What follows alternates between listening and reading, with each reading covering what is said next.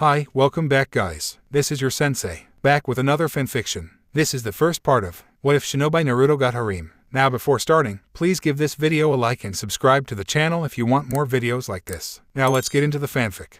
You all right there, kiddo? Tenko Shimura blinked. Once, twice, thrice. He blinked up at the shadow that had fallen over him. What else could he do? He was just a boy, after all. So many people had walked by him on the street. Not a single one had stopped to ask if he needed help. One after the other. No one had reached out a hand to him. If anything, they went out of their way to avoid him, pretending he wasn't there, acting like he didn't exist. All the while Tenko kept scratching, until now. Now, as the owner of that voice crouched down before him on the sidewalk, a tiny ray of sunlight pierced the hollow expanse of his mind. Someone had noticed him. Even as the crowds parted on either side of them, his attention didn't waver. Bright blue eyes remained fixed upon his, sapphire-piercing scarlet. Hey, they tilted their head. Are you all right? Did something happen? He found himself looking upon a strange man, more a teenager really, clad in strange orange and black clothes. Bright blue eyes crinkled in a small smile, framed by whiskered cheeks and messed blonde hair. He looked even worse than Tenko felt right now, as if he just fell out of the sky and hit every building on the way down. Maybe he had. His body was covered in dirt and grime, his attire weathered and torn to reveal a mesh undershirt beneath. There was a strange sun-like mark on his right hand,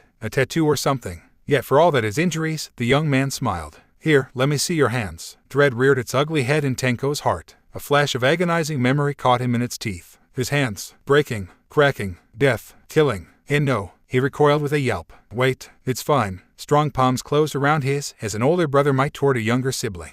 Nothing's going to happen. Even as cracks spread across his fingers, they healed thrice as fast. Gentle golden light bubbled up and the damage inflicted by his quirk was immediately undone by ... What was that, exactly? Regeneration. No, this went beyond that. Almost like something deep inside the blonde scoffed at the injury and erased it. It's going to be all right, now. The stranger smiled, cheeks dimpling. I'm here. Are you lost? Where are you parents? Those words, those blasted words. Faced with such a sight, with genuine human kindness for the first time in so long, Tenko did what any child in his situation would. He broke. I'm lost. Tenko warbled once and hiccuped. I don't have anything anymore. A tan hand came down on his head, tousling his pale hair. That's all right. His savior laughed. I'm kinda lost, too. No idea where this place is, and really, I've never seen buildings this big before. A weary blue eye looked around, scowling at the crowds that even now ignored the two of them. Don't mind those idiots. We can be lost together. In a quiet aside, he added to himself, once I figure out where here is. Who are you? Tenko's voice faltered a little. Are you one of those heroes? Hero? Me? The blonde man smiled.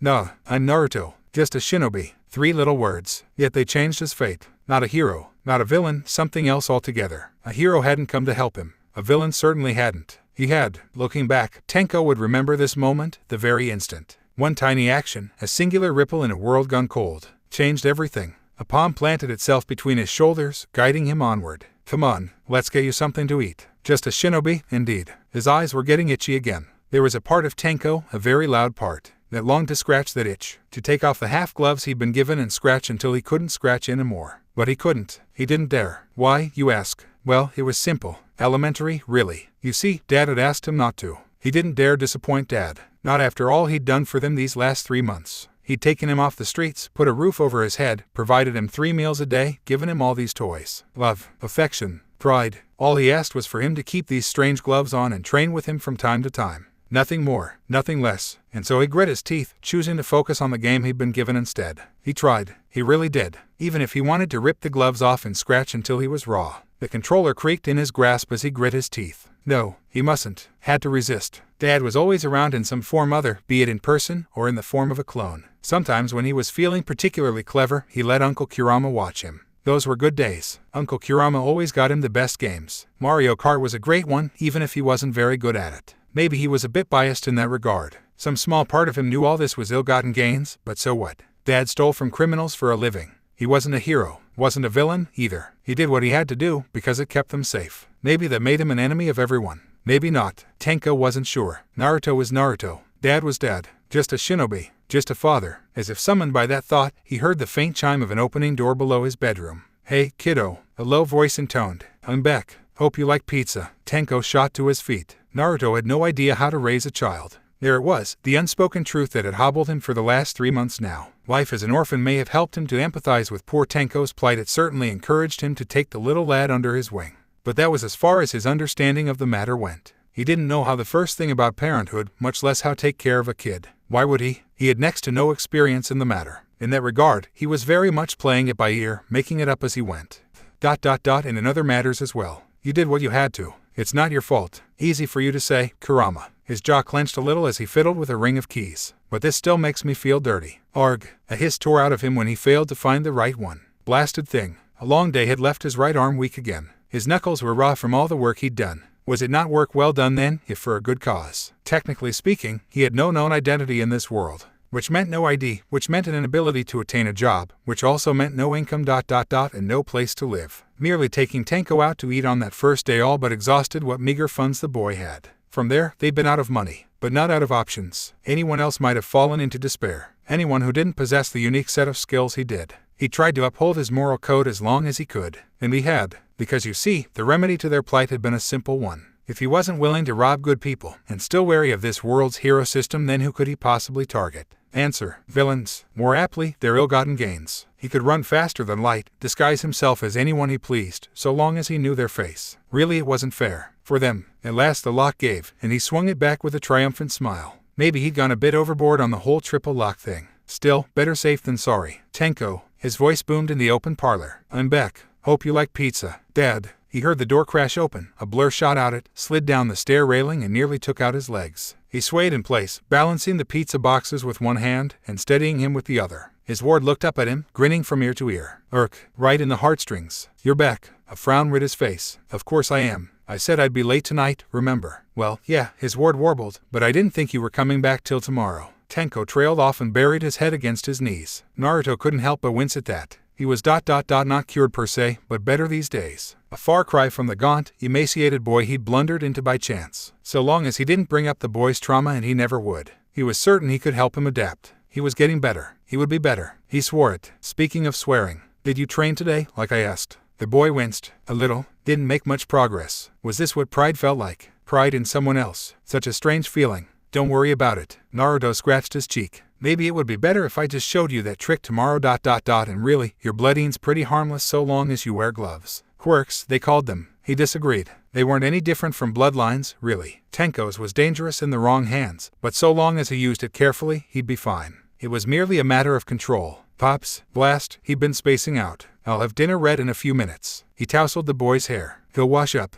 A small hand tugged at his sleeve. All right, can we play some Mario Kart after? Sure, wait. Naruto caught himself nodding, then paused as Tenko raced up the stairs. Just remember to keep your gloves on. The boy shot him a baleful look over his shoulder. Come on, it's like 100 degrees Celsius. Tough. A blonde brow rose. Gloves are no games, mister. Tenko rolled his eyes and flung up his hands. Fiend. Naruto watched him stomp upstairs.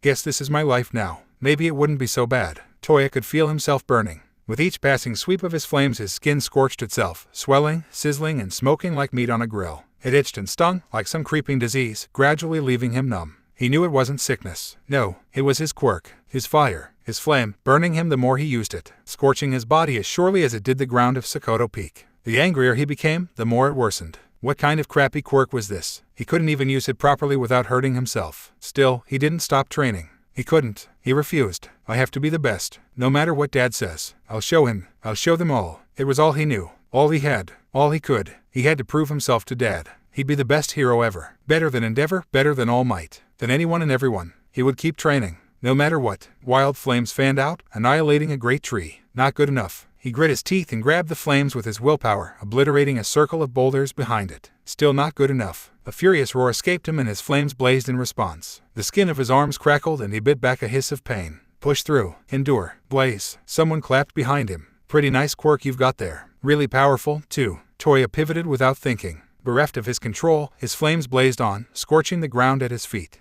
A young boy wrapped up in dark slacks and a dully navy hoodie stood behind him, clapping jovially, lips parted in a toothy smile. His eyes were a lively shade of red, face pale, hair gone a bluish ash gray. And yet for all that, he didn't show so much as a hint of fear. Maybe it was his age, he looked a little older than him. A bit more confident. Pleased with himself too, as if he'd just found a diamond in the rough. Like was trying to smile even if he didn't really feel it. Who the hell are you? He scowled and ran a hand through his dark hair. Don't interrupt my training. Training? Huh. The boy beamed back at him, the very picture at innocence. That's why I'm here. What are you doing in my spot? Toya felt the beginnings of a frown mar his face. Your spot. The hell? I was here first. You really weren't, the boy replied with eerie calm. So, you gonna move or what? A new voice called behind him. Did you make a friend, Tenko? A new figure leaped down from one of the trees, startling Toya terribly. He had time enough to glimpse a worn green cloak contrasted by a pair of black-on-orange trousers. Then they were gone, obscured by the heavy garment he wore. Bright blue eyes blinked back at him, set within a round face framed by whiskered cheeks and tawny blonde hair. The latter was covered in dirt and leaves, yet another sign that he'd been here for some time.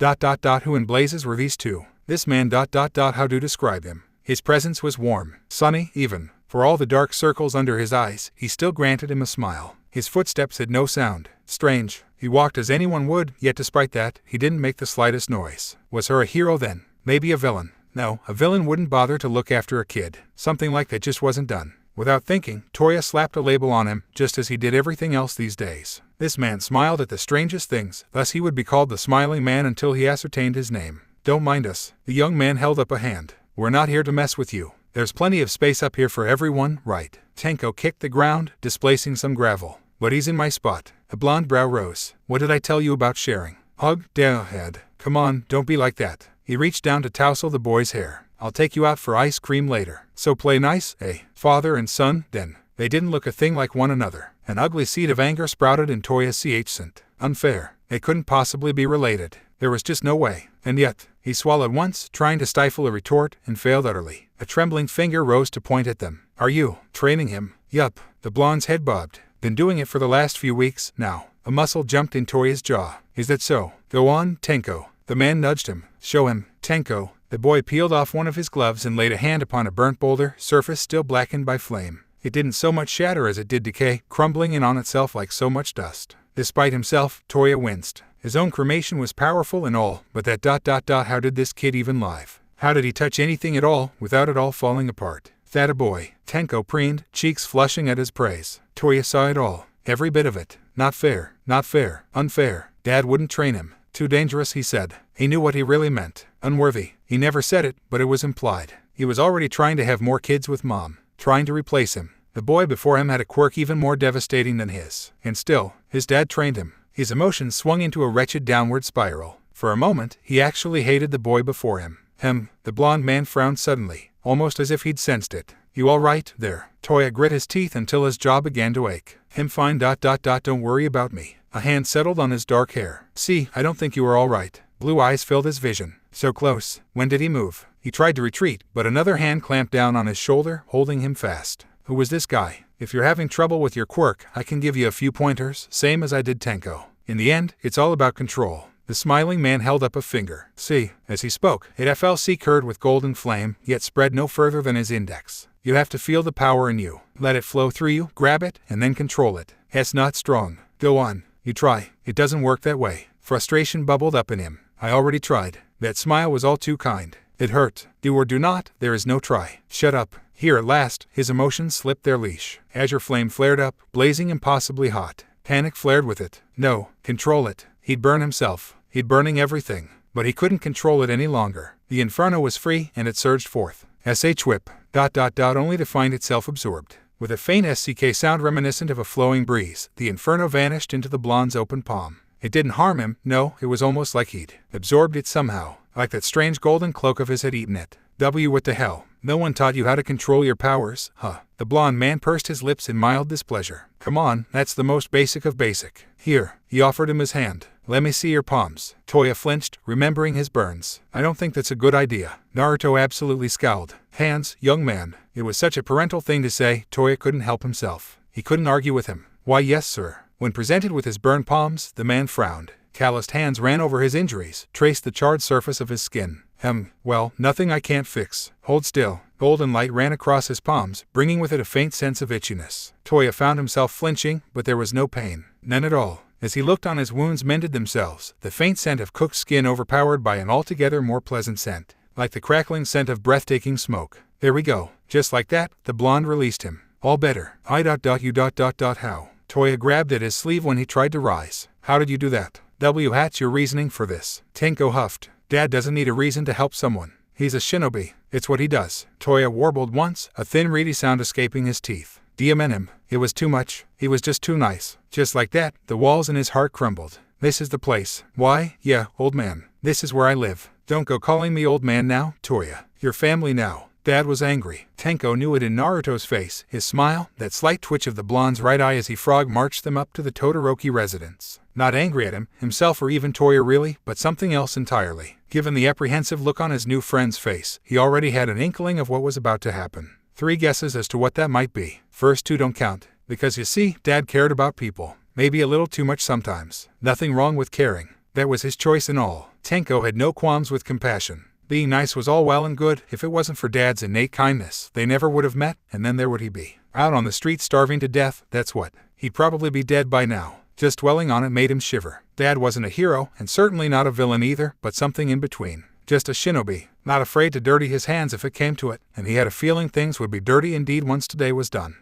But he digressed. They'd arrived. Naruto reared back and thumped a fist against the door 3 times. On the third, he accidentally punched through the thin material. No, maybe that wasn't the right word. Punching implied deliberate intent. He smashed a fist-shaped hole through the door and immediately looked chagrined for it. Oops, Toya face-bombed. Tenko hid a smile behind a gloved hand. Oops, he says. A young woman with white hair and startled eyes peeked through the gap he'd left through the poor door. Why yes, did you need something? His endeavor in. Dad's smile was flinty. I'd like to have a word with him. Todoroki flinched. Not at the moment, no. Great. He pushed the door open and nudged past her. I'll wait. Come along, Tenko. You too, Toya. Something was wrong. Todoroki endeavor. Knew it at once, if only because every instinct howled at him the moment, nay, the very second. He pushed the sliding door aside and stepped over the threshold. There wasn't a single light on in the house. No, wait, he told a lie. There was something glowing over there in the corner, almost shimmering, really. I see you. Searing scarlet eyes met his in the dark. He jumped, blinked, scowled and scrubbed at his eyes with a fist.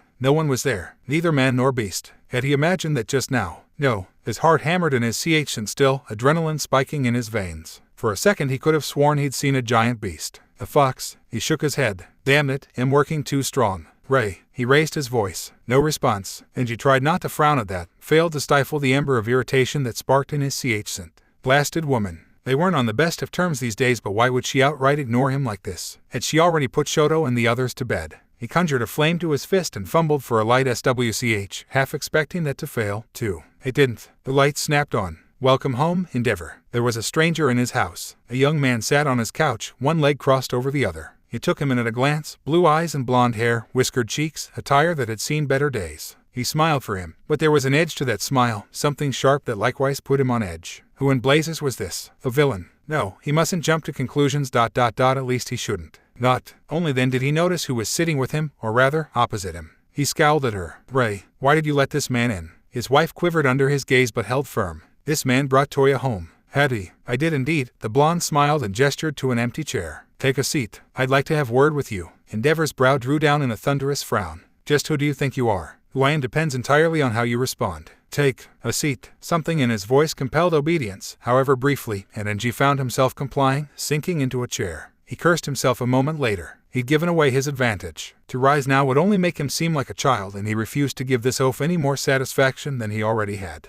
The blonde braggart's smile suggested otherwise. He hated that smile. It reminded him of All Might, but sharper somehow, the grin of someone more than confident in their power, but also one unfettered by measly morals. In a word, dangerous. Great. The young man hummed. See, we can be reasonable. I'm Naruto. Nice to meet you. I've heard ... well, not great things, but still, a lot about you. Your family had quite a lot to say. Fire sparked. Did they now? Ray made a point of looking anywhere but at him. To ch. He'd have words with her later. Enji took a deep, slow breath to steady himself. Only then did he dare speak again. What is the meaning of this? Meaning, you say? The blonde's smile became a touch more strained. Funny word, that. Let's discuss it. Your son nearly burned himself to death today trying to prove himself to you. I think that's meaning enough, don't you agree? His herd stilled. Toya had been training again. I told him to stop. And how could he? The question was a dagger in his gut. He filled his head with dreams of being a hero, but that wasn't enough, was it? You only ever taught him to increase his heat, never to control it. How could he do anything but burn himself out? If it weren't for me, he'd be dead right now. Do you have any idea how strong he'd been pushing himself? If I hadn't patched up his quirk, he wouldn't be here. Wait, hadn't he said something incredible just now? You what? We'll come back to that later. The unnamed blonde dismissed his concerns as one might a student in class. Enji didn't much like it. I'd like to move on to the matter of your wife. Ray sat a bit straighter, clutching a pillow to her ch. Endeavor didn't fail to notice the sudden tension in the room. Now then, the intruder continued with that same, implacable calm. I can't claim to understand quirk marriages, but ain't this a problem? You're not treating her like a person. He ran an idle hand through his hair as he spoke, concealing his eyes from view. You'd be amazed what people say when you offer them an ear to listen, a shoulder to cry on. And you're hurting her. His arm swept aside, revealing stark scarlet slits. I take issue with that. How many times have you knocked her down? The blonde barreled on, heedless of the landmine he'd just trod upon. How many accidents has she had?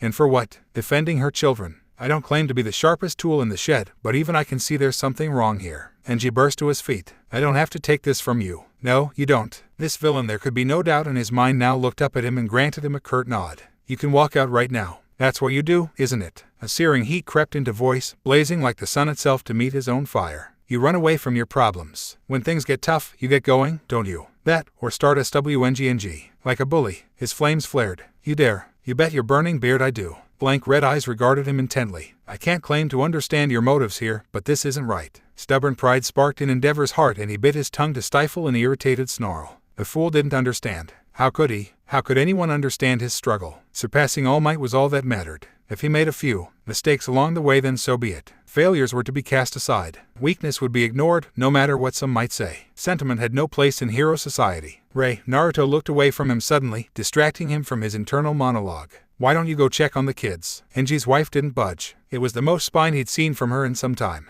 I'll stay here. You sure? Her gaze swung back to them. Yes. Endeavor's anger sparked anew. She thought she could turn against him, did she? Never. He wouldn't allow it. This is pointless. He took the initiative before that blasted blonde could again. I don't know what you want or who you are, but you're in the wrong here. Not how you break into my home, threaten my children. Naruto, actually. And your wife let me in. His smile didn't waver in the face of the growl that followed. Not once. I haven't harmed a single hair on their heads. Nor will I. All I did was ask a few questions. The answers were illuminating. I asked Toya a question, too.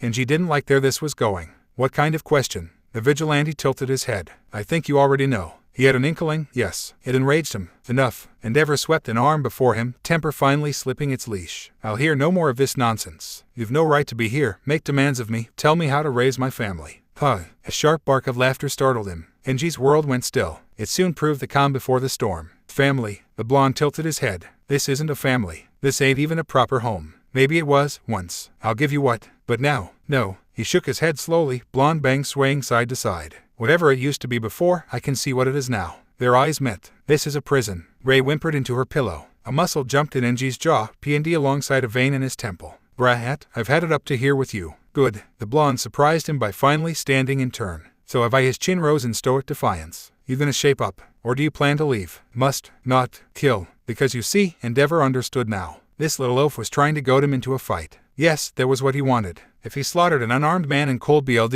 intruder or not, it would be all over the news come morning. The city loved its scandals and he could see himself now, plastered on the front page. He wouldn't allow it. I'll give you a third option. He rose to his full height, towering over the bemused blonde. Leave now. Do so and I won't see you thrown in a cell.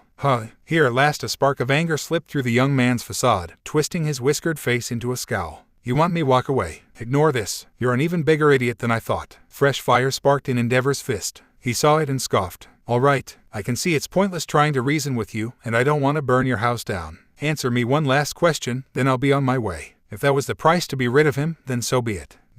Spit it out. Red eyes glared at him. Do you still think your son, Toya, can be a hero? The question nearly floored Endeavor. Even if his quirk had been corrected as this oaf claimed unlikely, it was much too dangerous, both for him and his reputation. Perhaps that made him a coward. He'd already set his heart on making Shoto greater than All Might. Sure, the boy was young and still weak, but he would see that weakness beaten out of him. His youngest would learn to stand on his own 2 feet. Toya, however, he could never be a hero. Even if he tried to assume the best, he simply couldn't afford to split his time between them both. No, the answer was obvious. Toya cannot be a hero. He's a failure. It isn't his destiny. Fear. Endeavor felt it all at once. A tidal wave of killing intent burst from the blonde to smother him, an anger so powerful it nearly floored him outright. He managed to remain standing through sheer will alone. If only just. Ray whimpered and clutched at her pillow, but he paid her no mind. He couldn't. Not with that thing glaring at him. Then you're a failure of a father. A parent stands by their child and helps them find their way in the world. He scowled as a tan finger jabbed his scent. If one path falters, they help them find another. Did you even try to do that?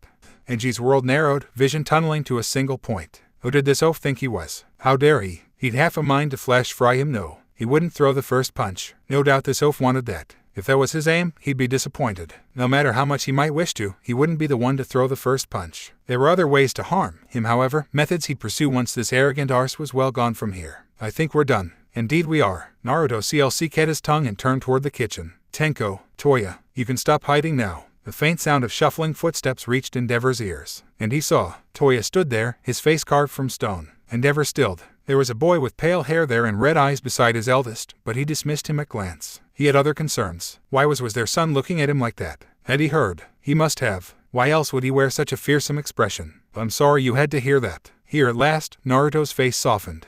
I didn't realize my old man was this shitty. Language, mister. Toya rolled his eyes and mumbled an apology. Toya, wild rebellious Toya, who didn't listen to anyone. He listened to this stranger. A fresh fracture etched itself into Enji's mind. It shouldn't have bothered him so, but it did. That fracture widened further still when Naruto walked over to him and laid a hand on his shoulder. He didn't miss the way his son smiled at him. We'll be in touch. Naruto turned a point look over his own shoulder. You coming? What? Endeavor ground his teeth. Who the devil are you talking to? The crack became a fissure when Ray rose from the couch. Endeavor made a grab for her. What are you doing? She slipped free. This is goodbye, Enji. No. She joined them. No. This wasn't happening. No. Where are you taking them? The blonde didn't even look apologetic. You had your chance. He could feel himself crumbling. Ray, if she went with him, if they went to the police, she'd take the children. Take Shoto, and with them all his dreams for the future. And what would he have? Nothing. No, less than nothing. He's taking it all from me. Just like All Might. No, worse. It was too much. The last fraying thread of his thoughts snapped. A single bound carried him forward as Naruto turned away. He swung a flaming fist at the back of his skull. Someone hollered a warning. Gold Light sang. An open palm intercepted Endeavor's fist with liquid grace. 5 firm fingers bit down against his knuckles and wrenched them up. In a mindless fury he lashed out with the other, desiring nothing more than the complete and utter destruction of the man before him. Instead he found himself stymied as the other hand swept up, catching his free hand by the wrist, forcing a grapple. In the background he heard the boy's gasp, saw Rel fall back on her hindquarters, but none of that mattered. Nothing, none of it at all, because he heard the words, saw the smile. That Diamenem. Gotcha. Endeavor struggled to extricate himself to no avail. How did you stop that? What kind of villain are you? Number 2 hero indeed. Naruto snarled, driving him back a step. You have a shitty attitude, and I'm not a villain or a hero. I'm just a shinobi. You're cracked. Nope. Tame the happy cheer up. I'm Naruto. A knee slammed up into Enji's jaw, breaking the deadlock to hurtle him through a wall. He staggered up, warding a wall of fire before him. Naruto crashed through it. Clenched knuckles swung down at Endeavor's face. His world became pure pain. Ray's thoughts were an incoherent mess. This fight ... This was real, right? This was actually happening, wasn't it? She wasn't dreaming. Was she? Her heart hitched at the thought. If this was a dream, she didn't want to wake up. Aghast at the thought, she pinched herself just to be sure. The jolt of pain that shot down her arm soon proved as startling as it was satisfying. Real. All too real. She would have wept if all the tears hadn't been wrung out of her hours ago. The idea that someone would listen to her, stand up against her husband, what he'd done. She tried to speak, but the words emerged as an oneshot jumble. Because, you see, Endeavor was losing. Badly. ORAH. She ducked aside as Naruto smacked Enji through another wall, idly pulling Toya and Tenko, such good boys, towards the safety of the kitchen with her. Even then she didn't dare take her eyes off the slaughter unfolding before them. To do so now felt like a disservice, both to herself and the young blonde who'd just thrown his reputation down the drain for her. All to destroy the one person she feared above all else. The media would surely drag his name through the mud once they learned of this. And yet the sight of Endeavor's face twisted in surprise and pain. Ray would be lying if she said it wasn't a little cathartic. Clenched knuckles barreled into Enji's face. A tooth whistled free and stuck itself in the ceiling, such was the force with which he'd stuck. Once, she might have thought it a shame. Enji had been a better person in the beginning. Before Shoto was born. Before he gave up on Toya and began training him instead. Before his obsession began to consume him. Before he became physical. Never before had that shown as much as it did now. His crimson flame warred with gold, and the latter overpowered him effortlessly. Burn all you like, but you'll never burn me out. Naruto waded in, blocked a flaming punch with his elbow, and smashed a knee into her ex-husband's nose. Endeavor's head snapped back, giving him the chance to grab his neck and WHP him across the den like a rag doll. Come on, he brayed after him. Put up your dukes. I'm not done with you. Here at the last, Toya seemed to waffle. Oi, Tenko, are you sure this'll work? Tenko watched attentively. You don't know my dad. He's got this. You don't know mine. He's going to do something stupid. Sure enough, he did. Flashfire fist, hell spider, Rasengan. A pain cry split the air. Tenko quirked a knowing brow at the decidedly Endeavor-shaped hole leading out to the yard. Like that. Toya clapped a hand to his forehead and squinted through high fingers. Ooh, that looked painful. Painful. Ray didn't think it was painful enough. More pain, more broken bones. Tenko winced. Toya, I think your mom's broken. She's giggling again. Broken. As far as Ray was concerned, this was payback. Endeavor proved himself surprisingly sturdy. Say what you would about his means and methods, but he could certainly take a P&D unlike any other. It should have annoyed Naruto, no matter how much he smacked him around. Inji Todoroki dragged himself up and came back for more. Indeed, he gave as good as he got. He should have been furious. Yet he wasn't. For the strangest reason, he found himself smiling as they traded blows. Well, trading implied some manner of equality in a fight. There was none. Not here. For every glancing blow Enji managed to land, he delivered 3 more. There could be no question as to the outcome of the fight. It was a matter of when, not if. Endeavor wouldn't break easily. Good. It wouldn't be any fun if he did. Every blow he rained down on this burning, bearded BSTRD left a bruise, each a mark for him to remember. Stubborn. He'd break him down bit by bit. At the end of the day, he didn't want to kill him, twisted as that might sound. Death was a mercy. He didn't learn from dying. No, he was going to beat him into the ground, shatter that arrogance, maybe even teach him a lesson if he could. Rug. Unfortunately, the latter was looking less and less likely given his subject's emotional state. Somehow, that made him smile even more. Oh, he swept his arm aside, diverting the flaming fighter as one might a charging bull. Endeavor hit a wall and smashed through it, extricated himself in a burst of flame. Rounded on him now, eyes wild. Kill you. I'll kill you. Not like that, you won't. He dodged a wild lunge and tripped the flaming hero. Honestly, you're just getting sloppy by this point. Don't you see how pointless this is? What are you even fighting for, hey? Endeavor's fist flashed out as he fell, fingers sinking into the soil. It superheated and burst into molten slag, peppering him with debris. Best not get hit by that. Fire hurt. Burn still stung, no matter how quickly he healed. He flung up an arm and grunted in annoyance as the burning berserker made a blind grab for him, seizing his wrist. Fire burst in his face. He closed his eyes against it with a put-upon sigh. The heat hurt, but he'd experienced far worse in his day. Really, the Amaterasu put this paltry display to shame. Kurama gave him the mental equivalent of a sigh. Stop playing with your food already. Fine, fine. Still bleeding flames, Naruto swung, backhanding the number 2 hero away from him with an open palm. Can't let me have any fun. Jab, hook, uppercut. He retaliated against Endeavor, but tactically, a boxer choosing his blows. Each hit was targeted. Every strike left his adversary gasping in pain. Liver, lungs, kidneys. A lead hook to the body, snaking around Enji's guard to rattle his ribcage. Mean to debilitate, to break, but not kill. Endeavor folded like a wet paper bag. A kick sailed up and caught him in the chin, physically flipping him in the air before he fell flat on his face. Naruto found himself wincing despite having been the one to deliver it. Huo, that looked painful. You done? Never. The former father righted himself with a snarl from the floor, fists burning. Flashfire fist. That's quite enough of that. Naruto stomped down on his back, grinding him deeper into the floor. Do you want to set the entire neighborhood on fire? Much to his surprise, the man's entire body burst into flame, forcing him to recoil with a pained hiss. Endeavor rushed him, still ablaze. He caught an overhand swing and chambered a racing gun into his ribs, one that sent him hurtling out the house proper. It was too much to hope it would keep him down. Endeavor's body barely bounced once before he righted himself in the yard. Flames sputtered beneath his back and set the grass ablaze, burning away the last of his momentum to force him back to his feet once more. A wild look flashed across his face as those bloodshot eyes fixated upon him once more. You filthy villain. So we've moved on to petty insults now, have we? He closed his eyes and paused to stomp out the flames he'd left behind, careful not to let them spread. Endeavor took the opportunity to close with him again. Beneath closed lids, blur orbs blazed into golden honey once more as he drew upon the natural energies in the air. How embarrassing ... for you. Flaming fists slammed into open palms once more. Haven't you learned yet? The gold iris creaked open, regarding him with a flat expression as held him at bay. I'm stronger than you. One of those hands tightened their grip and yanked. An awful pop filled the air. Endeavor yelled in pain. His right arm fell to hang loosely at his side, dislocated at the shoulder. In a single seamless movement, Naruto swept the broken man's legs, both breaking their deadlock and leaving him hanging in the air for a crucial moment. Unbalanced by the blow, Endeavor wasn't able to course correct in time. Faster, too. A golden punch rattled Endeavor's ribs, launching clean through the fence and out into the street beyond. Time to wrap this up. Folks would notice at this rate. Really, he paused a stone's throw away and planted one fist on his hips. The only thing you have going for you is your size, and as I'm sure you know. He saw the moment Endeavor snapped, felt the temperature spike. A hand moved forward. Jet burn. ...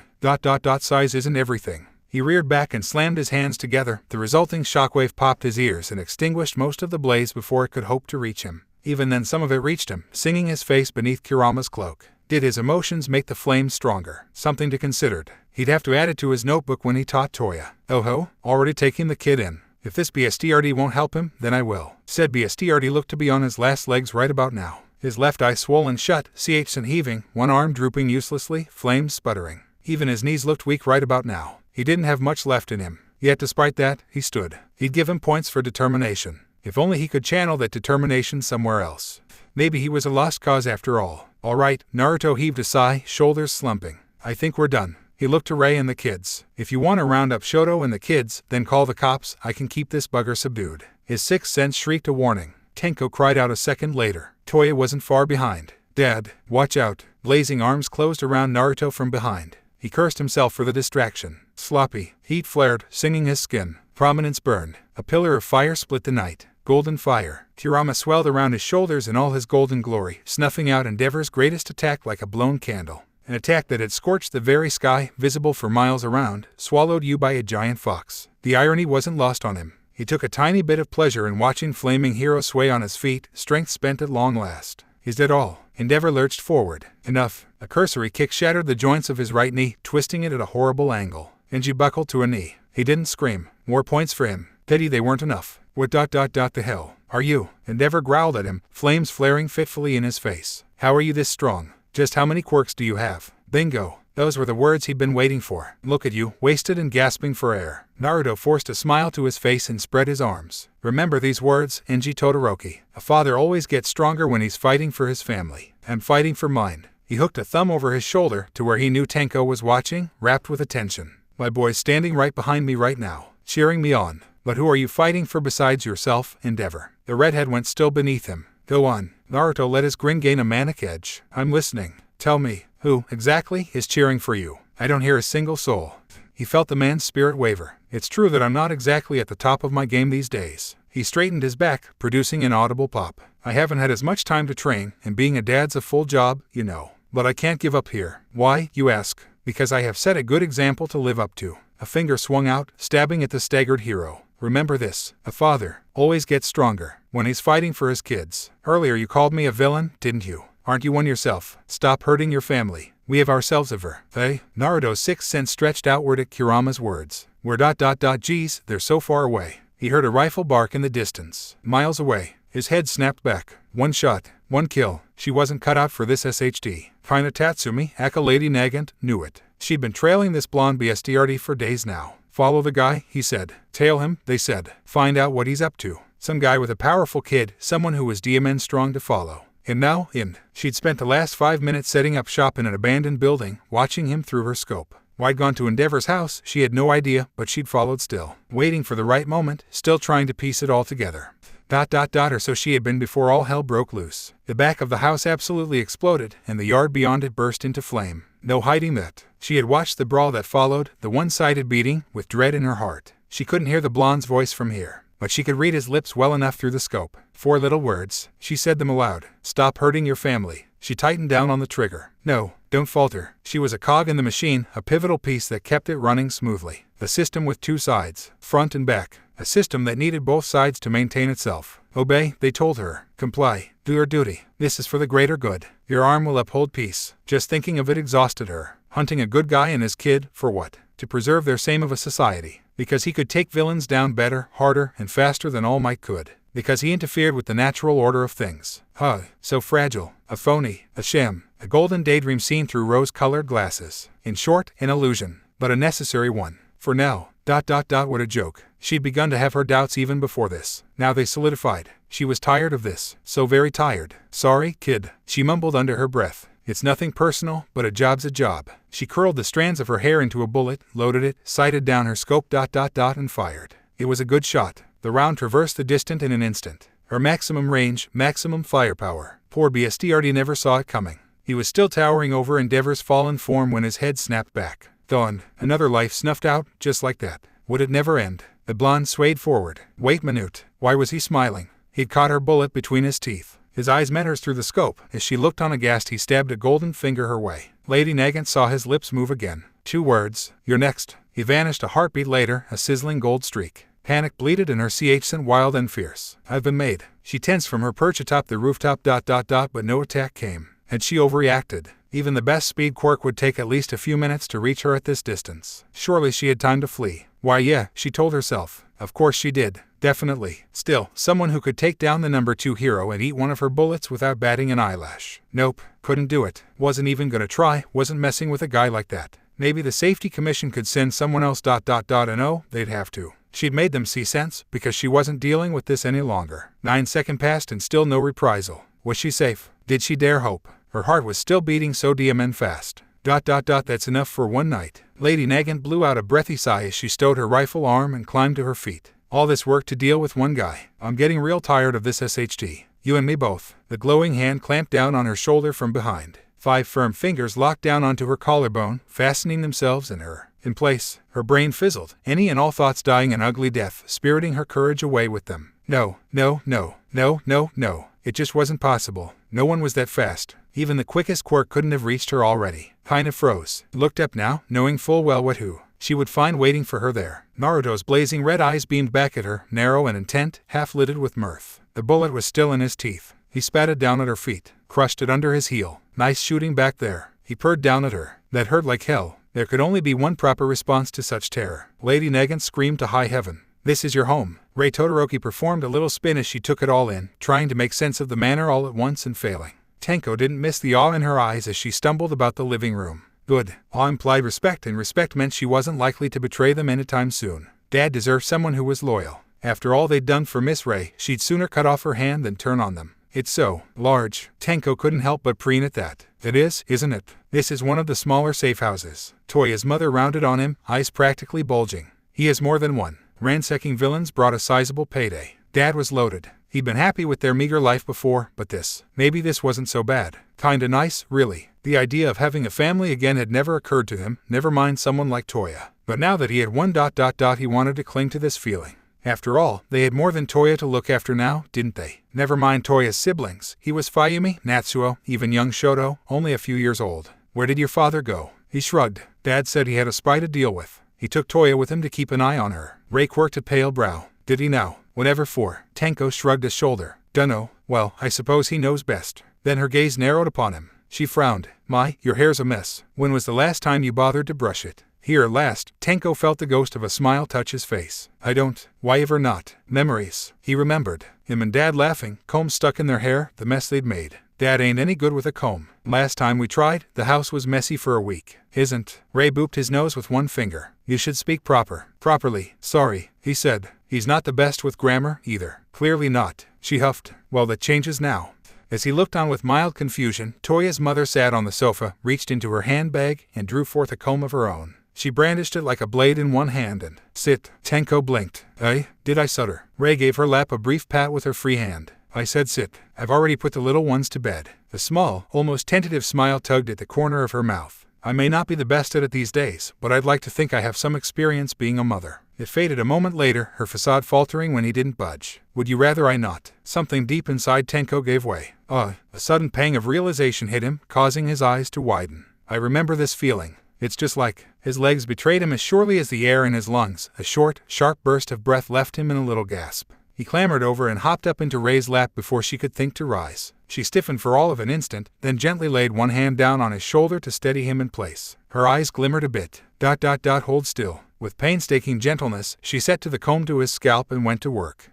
It didn't hurt. Against all odds, Tenko found himself leaning into it, luxuriating in the simple, familiar feeling. When she found knots, she gently tugged them apart with painstaking care. Within moments she began to humming softly, a strange nameless melody he couldn't quite recognize. It felt gentle, nice, safe. Rei patted his head. Good boy. He'd experienced this feeling once before everything went wrong, before his quirk manifested. His head drooped, lips parted before a single word. Mom, Miss Rei absolutely squeaked. Tenko didn't hear her, lost in his own thoughts as he was. He tried not to think about his mistake these days, about the past either, because if he did, he'd end up dwelling on it, and that brought nothing good. The past was painful, but you can't let it define you. Best to focus on the present, Dad said, or better yet, the future. Right now, the future was looking bright. This was his family now. If anyone, hero or villain, tried to hurt them, make them sad, take them away ... and oh, he wouldn't lose his new family. Never again. He would protect them at all costs. That was what Shinobi did. Rise and shine, sleepyhead.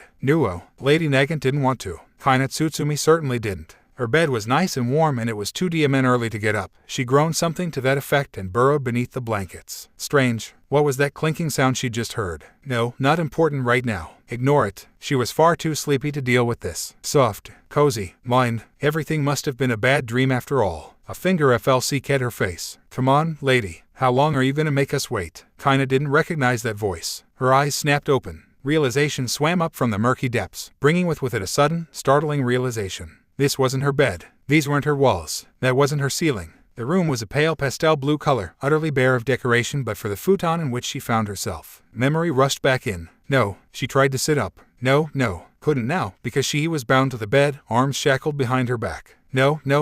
Her vision focused. There was a boy leaning over her, jabbing her. Toya Todoroki. Her mind rattled of the name. Good, you're awake. He continued to beam at her. Dad asked me to watch you while you were resting. And a good job you did. The door swung open, revealing the man in question. Naruto Uzumaki. Her target, the man she was meant to kill. Kinda glowered at him. He'd shed his prior garb for an orange turtleneck and black khakis, though those heavy boots of his remained still. She could still see the scorch marks etched into them from his fight with Endeavor. He had one hand hidden behind his back, holding a gun in hand, no doubt. Oh, right. I tried to kill him. No wonder he's angry. He'd caught her, scared the daylights out of her. Now he'd come to finish what he'd started. Thanks for watching her, Toya. Naruto FLC glanced the boy's way, diverting her attention once more. Even play with Tenko now. I'm sure he's feeling lonely by himself. Hey, I thought he was with Mom. You're the only one he really knows here, Toya. That'll change. The boy grinned. I'll introduce him to my siblings. He'll love him. I'm sure he will. He tousled the boy's hair. Run along now. I'll come by to tuck you in later. Right. Color hit his cheeks. You better keep your promise, old man. Naruto quirked a blonde brow. Have I ever let you down before? The wild boy kicked at the floor, scuffing it. No, and I never will. The blonde patted his head, mussing his hair. Run along, now. You've got training tomorrow. It was like FLC King SWCH. The little flame wielder practically scampered out the room, barely pausing long enough to close the door behind him. There. The smiling man beamed at her anew as the boy's footsteps rapidly receded. We're alone. Now then, where were we? Dread gripped Nagin's heart in a vice. She felt all the color drain from her face. This is it, then. He's going to kill me. He'd sent the boy away so he wouldn't see it. Was it all an act? Was he pretending to be a family man when he was secretly a killer at heart? She tried to move, but the chains wouldn't allow it. She could barely sit up, bound as she was. He sat beside her, still not revealing his hand. Did you sleep well? She glared bloody red daggers at him. If you're going to kill me, get it over with. Don't torture me. You've got an awfully fatalist outlook on life, you know. Naruto tilted his head. What would you do if I told you I was going to spare you? I'd call you a liar. Ah, but is this a lie? He swept his hidden hand out, drawing a flinch from her. Tada. Kinda creaked an eye open. That wasn't a gun in his hand at all. In fact, is that ramen? He offered the steaming bowl to her, chopsticks nestled against the udon within. Made it myself. Figured you'd be hungry after a scare like that. Lady Nagin lifted her chin. As if I'd accept food from an enemy. Her stomach growled. Well. Naruto waved the bowl beneath her nose. If you promise to behave, I would mind unlocking your arms and letting you eat this. How do I know it isn't poisoned? Don't be paranoid. He chortled softly. Would I really go to all that trouble? Naruto laid the bowl atop her thighs and fished out a key from his belt. Laid it in the lock, now. A quick twist of his wrist and she found her arms freed. Thanks, she muttered, rubbing her aching wrist. Don't mention it. His smile was disarming as ever. I treat my prisoners humanely. Go on. He gestured to the bowl still nestled in her lap. I'll wait until you finish. Kinda knew she could have shot him then and there. She should have. At such close proximity he wouldn't be able to dodge, surely. No matter how fast you were, there was just no way you could evade a bullet, certainly not one of hers. At point-blank range, one shot, one kill. She could nail him here and now while his guard was down. She'd be praised for it. They'd call her a hero. Grrrmbly. Her stomach complained. In the end, hunger won out over duty and she attacked her bowl with vicious vigor. The ramen did not survive her assault. It was a massacre, plain and simple. She scarfed it down, relished the taste. Oh gods, he was a good cook. The noodles were soft yet filling, and broth melted on her tongue. To her shame, she almost found herself moaning, eyes fluttering shut in half-lidded bliss. She could get used to this. See, he beamed as she polished off the last of her meal. We don't have to be enemies. Kinda set her bowl down, unwilling to rise to the bait before her. We really don't. Undaunted by her silence, Naruto dared to scoot closer. You tried to kill me earlier. His words stabbed at her very soul, a dagger biting into her inch by a bitter inch. I'd like to know why. She looked away, not trusting herself to meet his eyes. I had orders. You were deemed a threat. I figured. He bobbed his head. You seemed really sad after you shot me. Her head snapped toward his with an audible crack. Did he sense emotions? Crap baskets. That was going to be a problem. Just how versatile was this quirk of his? Or did he have more than one? No, that shouldn't be possible. It couldn't be possible. He laid a hand atop hers. Would you be willing to tell me about your superiors? I can't tell you anymore. She tore her hand free. They'll kill me. He scoffed, utterly unfazed. Not if I deal with them first. You can't. She glared back at him. It's impossible. Even for you. Her words drew a low peal of laughter from him. Something's only impossible until someone does it. This is reality. The words sounded hollow, even to her ears. She barely believed them. That's the way the world is. Reality, huh? His gaze narrowed, sharpening into sapphire slits. This so-called reality you're so keen on would have left Tenko to rot in the streets. Toya's family was on the verge of becoming something horrible when I stumbled into him. If I hadn't happened along, they might have become monsters. He leaned forward, face dominating her vision. Tell me, is that the justice you espouse? The justice you believe in? That you strive for? Was it? She knew the answer. BLD on her hands. So much BLD. Kinda squirmed in her chair, thighs rubbing together. No. What was that? He set one hand to his ear. I didn't hear you. Her head snapped up to glower at him. I said no, all right. But what else can I do? You can trust me. He offered his hand with a smile. And here said smile faded as his gaze strayed down to her unbound arms. You can shoot me again. I won't force your hand. Well, you'd best be prepared for the consequences of your decision. CLCK. He didn't flinch when she pressed the barrel of her now transformed arm to his temple. His eyes met hers. Oi, think very carefully before you pull that trigger. Duty demanded that she ignore him. She was a cog in the machine. Cogs did not think. They did not feel. They simply acted. And yet ... her arm began to tremble. I've killed so many people. So have I. His admission, the frankness of it, chilled kinda to her core. You talk about killing like it's something that needs to be done. He reached up and grabbed the barrel of her arm, locking it in place.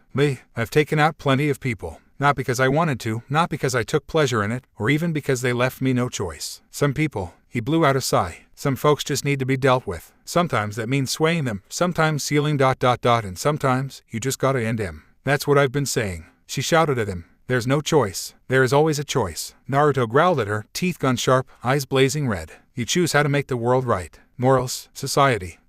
He snarled it at her, fangs flashing mere inches from her lips. You decided what your justice is. Not me, not this society, and certainly not those stuck-up BSDRD who made you their gun.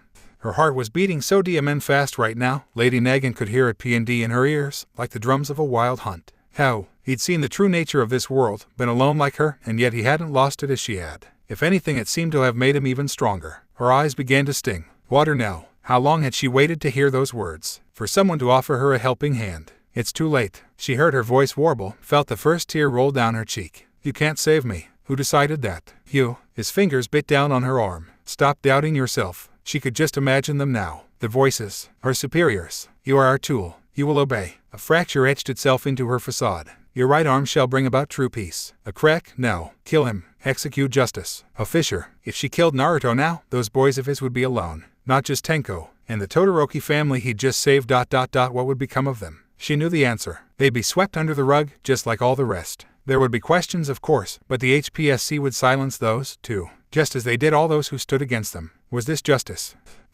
She knew it wasn't. Her arm went slack. I can't do it. I know. He let go of her rifle arm and leaned over, wrapped an arm over her shoulders, then drew her head into his CH-scent. She didn't resist him. It's all right. You'll never to take another life if you don't want to. That said, I have a proposal for you right now. Wanna hear me out? Nage nodded. He told her what he wanted. Absurd. Absolutely absurd. Was that really all he wanted? For a reason such as that? Kinda hiccuped a little, scarcely able to believe what he'd just heard. He'd go this far. Such a mundane goal. He didn't want to rule the world, or even burn it down. Laughable. Utterly, truly laughable indeed. The HPSC had been wrong about him all along, made an enemy of him for nothing. Her fingers bit down into his shoulders as she held tight to him. Idiot ... What kind of hero are you? Or are you really a villain after all? Neither. He hummed into her. Just a shinobi. And I swear, you'll never, ever feel like this again. I never go back on my word. Kinda whimpered. He was hitting all her weak points, damn it. Every bit of trauma she'd tried to suppress. This blonde BSDRD ... He tore right through it to reach the real her. It was too much. So go ahead. Release it all. Let it all out. I'm right here. I won't say a word. The dam of her heart finally crumbled with a wilting wail. Lady Nagin buried her head into his CH-scent. She bawled like a baby. Are you sure what was wise? She wasn't faking, Kurama. Naruto heaved a sigh as he opened the window. Those were real tears. She's all torn up inside. Ain't the tears I'm doubting. You just let her walk away. No consequences. I let Nagin go, sure, he grinned. But I never said where she was going. 2 guesses where. HRRMMM. Wait. Oh, that's actually clever. Does she know you're using her as bait? Probably. Since when did you start using your brain? He scoffed and created a shadow clone. Since I had a family to protect. Said doppelganger didn't resist as he began to disguise it, tugging up its hood and wrapping a dark mask round the lower half of its face. In the end, it was a matter of perspective. How did the saying go? One man's trash is another's treasure. Lady Nagin's organization might try to silence her for her failure here today, scrap her for failing their so-called ideals. Unacceptable. He wouldn't allow it. Not after she'd bawled like that. Follow her. he commanded it. Make sure she gets where she needs to go safely. A blink, and if she's threatened, she likely would be. Do what needs to be done and help her return safely. His clone saluted and shot out the window in a streak of gold. Naruto closed it behind him with a grim nod. Time to check in on Rei. You let her go. Just like that. Yup. Naruto bobbed his head in agreement and flung himself down onto the couch beside her with a hearty sigh. His smile was telling. Just like that. Rei Todoroki found herself somewhat concerned by the nature of his smile. It was the same one he'd worn when he thrashed Endeavor within an inch of his life and left her husband a beaten, broken man. That said smile was currently directed at the ceiling of their humble little hideaway worried her to no end. The children were all abed at last, and they were alone. It was just the two of them down here in the den. She should have been excited by such, finally, a chance to speak with him in privacy without prying eyes or little ones running around underfoot. No distractions, no one to interfere. And yet, Rei worried. She worried a great deal. Why on earth wasn't he concerned? She could hear the wind howling outside, rattling against the trees, causing the house to creak. Yet for all that the room was warm, lit by a warm, insulated hearth. Firelight cast curring images about the room, causing their shadows to shrink and grow. His seemed so much larger compared to hers, so strong and determined, while hers curred and faded. Don't worry, he smiled at her. I'm here, I'm not going anywhere. Rei wasn't sure if it was quiet confidence or actual arrogance on his part that compelled him to say those words. Either way, his suddenly blasé attitude concerned her. He'd been downright determined earlier. Fierce, even. Why would he let a potential enemy go their own way unless ... Her eyes widened and sure enough his eyes danced with mirth.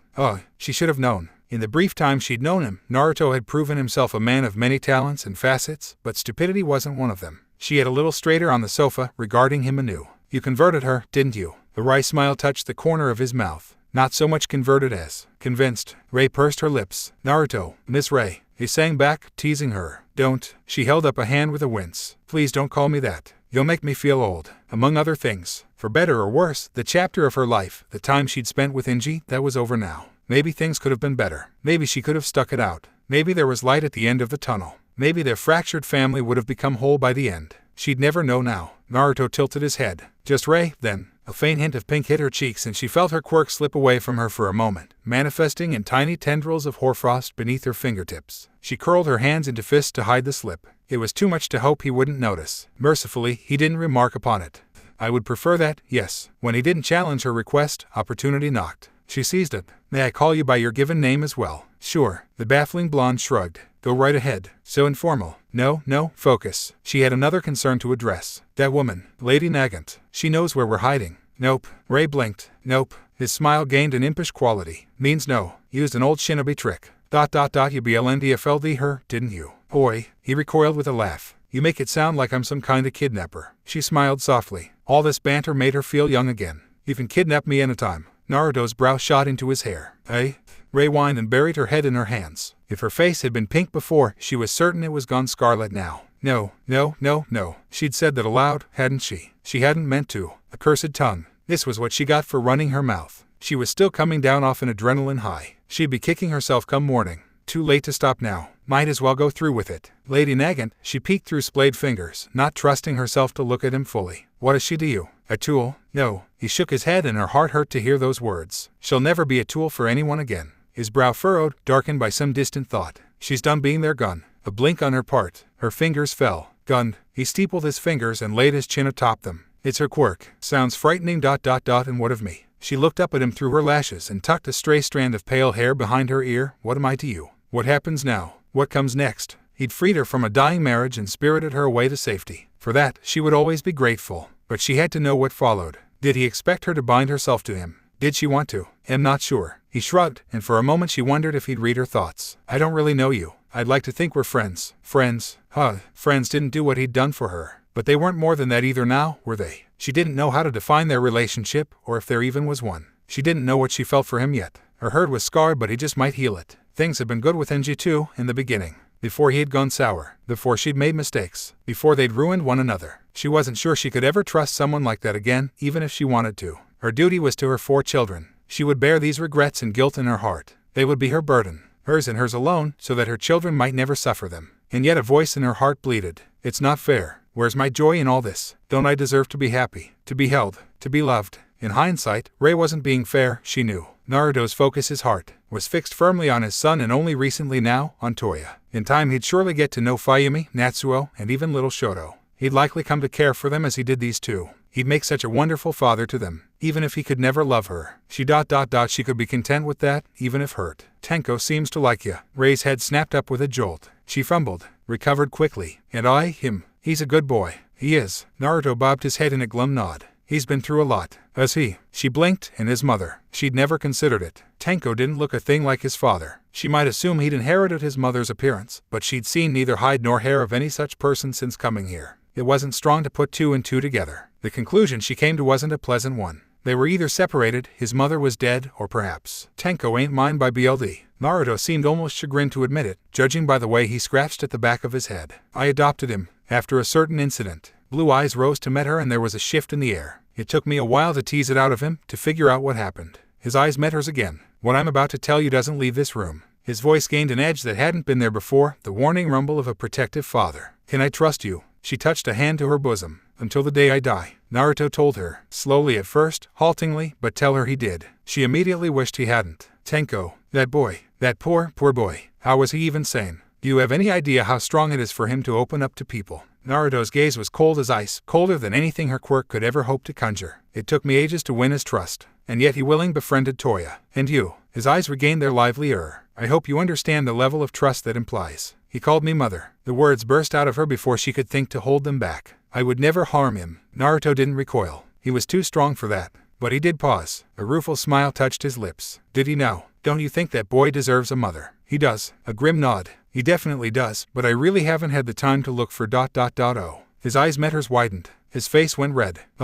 Not so dense after all. Naruto, she realized, wasn't one to listen to logic, but emotion was another matter. Appeal to his heart and he'd hear you out. Oh, he said again, looking away. Never really thought about that. Rei found herself perking up. He hadn't. Good. There was hope then. Maybe not now, maybe not for a few years, but hope. Doubt whispered in her ear. He'll betray you. Just Enji. Once he's squeezed a few children out of you. She tossed her head and shook it away with a growl. No, it wasn't like that. There had been extenuating circumstances with Enji, mistakes neither of them had been willing to face. Naruto would never go down that path. He wasn't afraid to DSBLN any children under his roof. She'd seen him with the boys. He was good with them. If there was a problem, he'd face it head on. He rose from the sofa now, no doubt looking to flee after that admission. Guess we should be getting to bed. Wait. Rei tugged at his sleeve before H could. Might I have a moment of your time? He dithered. What for? She guided him down into the seat beside her, felt his hip brush hers. He didn't resist. Firelight flashed over his face again, casting half of it into shadow. His face was wholly unreadable. I have a proposal for you. Rei looked down, twiddling her thumbs for a moment to muster her resolve. If we're going to hide, don't send me away. She found it and raised her gaze, trying her best not to tremble as she might his eyes. Let me stay. Let me be Tenko's mother. Let me. She swallowed, hiccuping a little. Oh gods, she couldn't say the rest. She didn't care what he did with Lady Nagant or whomever. This was her chance. Her moment. Even if it wasn't love yet, it could be. Hopefully, maybe, someday, feelings could flourish given time. Somehow, she knew if she let him out of her sight now she'd never have a chance. Nagant and any others who might follow would leap past her. The stars had aligned in this instant. If she let it slip. ... Let me be your wife. Naruto's jaw popped open with an audible CLCK. Don't make me say it again. Rei felt herself wilt a little beneath his baffled stare. I don't think I can. You already have 4 kids to look after. Are you really willing to take on a 5th? She pouted. You said yourself you'd help with Toya. I did, didn't I? He granted her a rueful smile. But are you sure? I know jack all about romance. There needn't be any at first. Neither did she apparently, having already ruined one marriage through her own inaction. We could give it time. His eyes flitted to her right hand. She willed herself to be bold and lay it over his. Won't you at least consider it? His fingers squeezed hers. Rei took the plunge. We mentioned hiding earlier, until this mess with Endeavor blows over. She ran a hand through her pale hair thoughtfully. I'd like to suggest disguises as well. I considered growing my hair out, maybe dyeing it blue, wearing different clothes. They got a blink from him. Well, with your ice power you'd certainly be unrecognizable ... If you want to, go for it. I certainly intend to be by the end of this. She scooted a little closer. Speaking of recognition. Oh gods, her heart was beating so fast. Take the plunge again. Banzai, I never had a chance to thank you for what you did. She hummed softly. That was sweet of you. Here, let me express my gratitude again. Naruto made no move to escape her. Warm lips graced his. Soft, slow, and lingering. He didn't respond even when she tilted her head to deepen the embrace. She could tell he was too shocked to react meaningfully. That was just fine. Shock was good. Better than rejection at any rate. She took wicked pleasure in his stupefied expression as she pulled away. There. She touched 2 fingers to her lips and LCK'd them once, silently savoring the taste of him.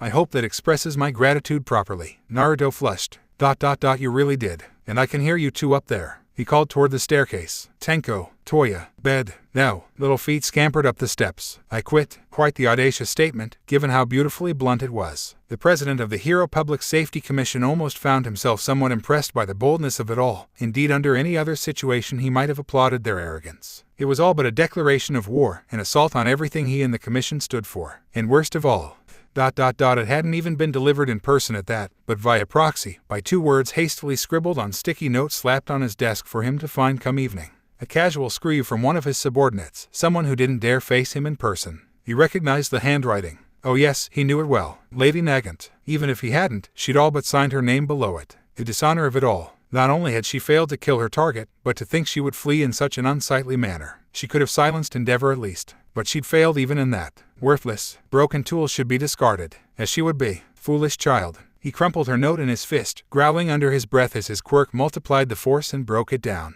If Kainetsutsumi thinks for a single moment that she can merely step away from us without repercussions, then she is sorely mistaken. The lights died. No word, no warning. One moment he was resolving himself to track that traitorous wretch down, and the next he found himself plunged into inkai blackness. Even the light of full moon from his office window vanished before his very eyes. It was as if he'd plunged into a deep pit from which there was no escape. And yet he hadn't the slightest sensation of falling. What was this? Where was he? Was this a quirk of some kind? A prank by one of his coworkers, perhaps? What nonsense is this? His voice echoed in the void. Mark, Susan, Sally. Someone began to whistle. It echoed all around him, a low, ominous thing, yet almost peaceful in its finality. Stop that. He pivoted in search of it, to no avail. The source couldn't be found. It only persisted. I demand you cease at once. A hand clamped down on his shoulder. The stakes were made. Yo, a low, feral growl echoed behind him in the gloom, warm, fetid breath brushing his ear. You're not afraid of the dark, are ya? Fear, mindless terror, raw bloody dread. Those 6 sinister words summed up the commission head's existence in an instant. For an awful moment he couldn't think, couldn't move, blink, breathe,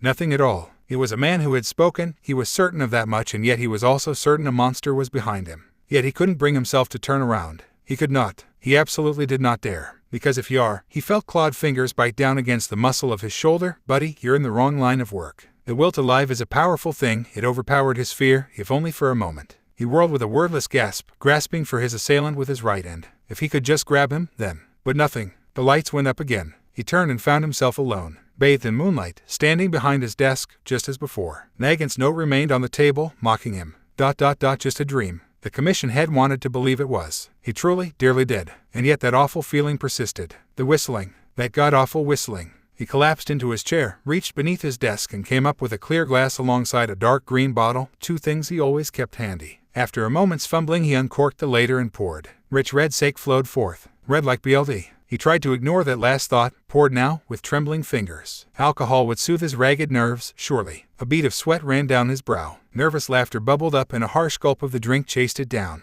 Doing so gave him some small semblance of comfort. Maybe he was working too late. This was a matter best left for morning, a deed done in daylight hours. Thusly fortified by his drink, the commission head reached for Nagant's note and made to destroy it. Pompous beach, he muttered darkly to himself. I'll have her head on a platter. The lights FLC curd once more, briefly plunging him back into darkness. That was your last chance to walk away. The commission head glimpsed someone. In his peripherals. World, now. No one was there. Yet he'd seen them all the same. His heart hitched, P&D in his ears like a pair of twin drums, beating loud, louder, loudest now, until the racing of his own pulse was all he could hear. With that, the last fraying thread of his courage finally snapped. Show yourself. Silence reigned supreme. Nagant. He burst to his feet with a snarl, raving in his rage. Is that you? Enough of this farce. If you think for one moment that you'll get out of here alive.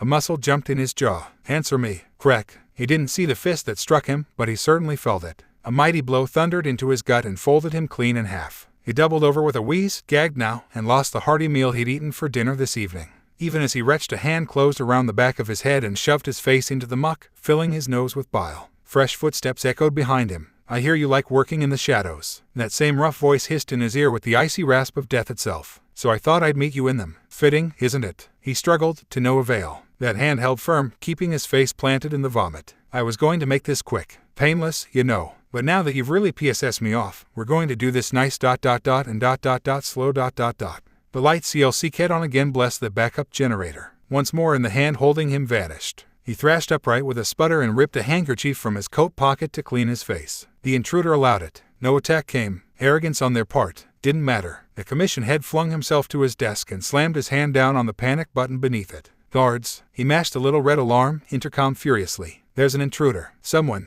Anyone. Don't bother. The voice came on again. They've been dealt with. He smashed the button again, hoping against hope. No response. Down went the lights with a low wheeze. A hand seized him by the scruff of his neck in the dark and hurled him away from the desk. His body struck the floor for all of an instant before a boot found his shoulder. Something wrenched in his collarbone. A dry wheeze fled from his lips as stars burst before his vision. No, no, no, no. Not like this. Why so serious? That same boot turned him over onto his back. You're not going to die ...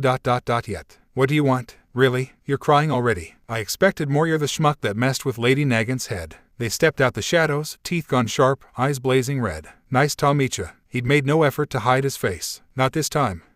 Me. A savage kick launched him across the room, where he crawled away like a drunken crab. Don't look so surprised. You knew this would happen sooner or later. Just as I know you're kind. You treat your people like disposable assets, using them to do your dirty work until they just snap. The commission head flinched as the man snapped his fingers. Break. He finished with that same blinding smile. That's for you. You remind me of someone who used people much the same way. His name was Danzo. Want to hear how he died? A low chortle pervaded the ghastly gloom between them. Screaming, or so I'm told. It wasn't a good end. Death. This was death. He was going to die here. Killing me won't change anything. The commission head tried to rally. Justice will prevail. Justice. For the first time since they'd met, Naruto's face lost its smile. Is this what you call justice? A fist whistled out, bloodying his nose. The commission head gurgled, only to find himself reeled in like a fish on a hook. What a joke. The system's broken. Strong bully the weak. Might makes right. Anyone who dares to oppose you finds themselves snuffed out. Take me for instance. I just wanted to live a normal life, but you guys just kept pushing. You see, you claim you fight for peace, for order, but you don't, not really. A hand grabbed him by his tie, hoisting him upright again, perilously close now. What you're really fighting for, well. A lone finger wagged before his face. We both know the truth now, don't we? You fight to pull the wool over everyone's eyes, to blind them. You're safe, you say. Listen to us, you say. Trust in us, you say. Like sheep. What happens when the wolves come?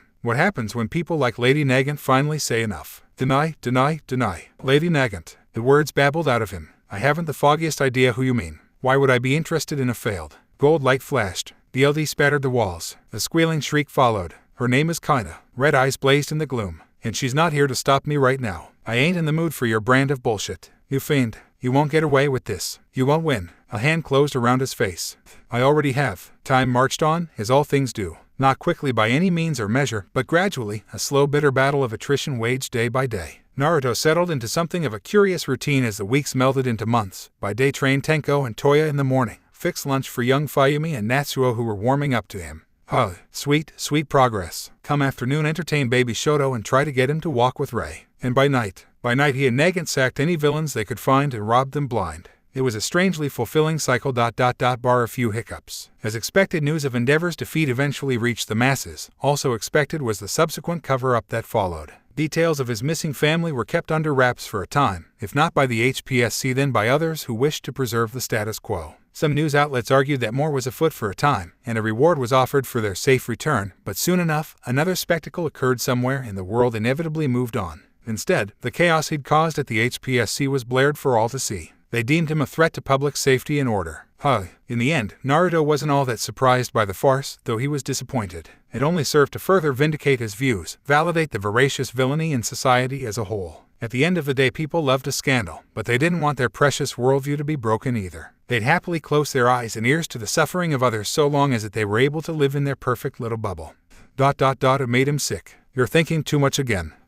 He glared at the newspaper and the headline. Maybe I am. It's been nearly 3 months. I'm trying to plan for the future. You can cut the head off a snake, but the HPSC is still around and they've been quiet, too quiet. The paper bunched in his grasp. I don't like it. We've been keeping a low profile, but we're gonna need more funds soon. Then go out tonight with Nagant and fleece a few villains. Easy? No. Easy, he says. It's getting harder and harder to find. How do I look? Look. Naruto tore his gaze away from the newspaper. What I mean, Rie. His words trailed off into a startled yelp, jaw popping open with a disbelieving croak as he saw Rei Todoroki in her entirety. In hindsight, he vaguely remembered her mentioning a disguise for herself, but as days went by and nothing materialized after that first month, he'd assumed she'd given up on it. More fool he. She'd grown her hair out all right, but he hadn't expected her to go this far. Who could have? For he found himself looking upon a stranger, a dangerous woman wearing a black and white uniform with an open bosom and a matching cap besides. Long pale stockings sheathed her legs up to mid-thigh, leading into a scandalously short skirt that left precious little to the imagination. He tore his gaze away from the latter and willed himself to look her in the eye. It was still her. She'd disguised herself well and he had to squint to see it, but that was still Ray under the disguise, even if he couldn't quite comprehend it.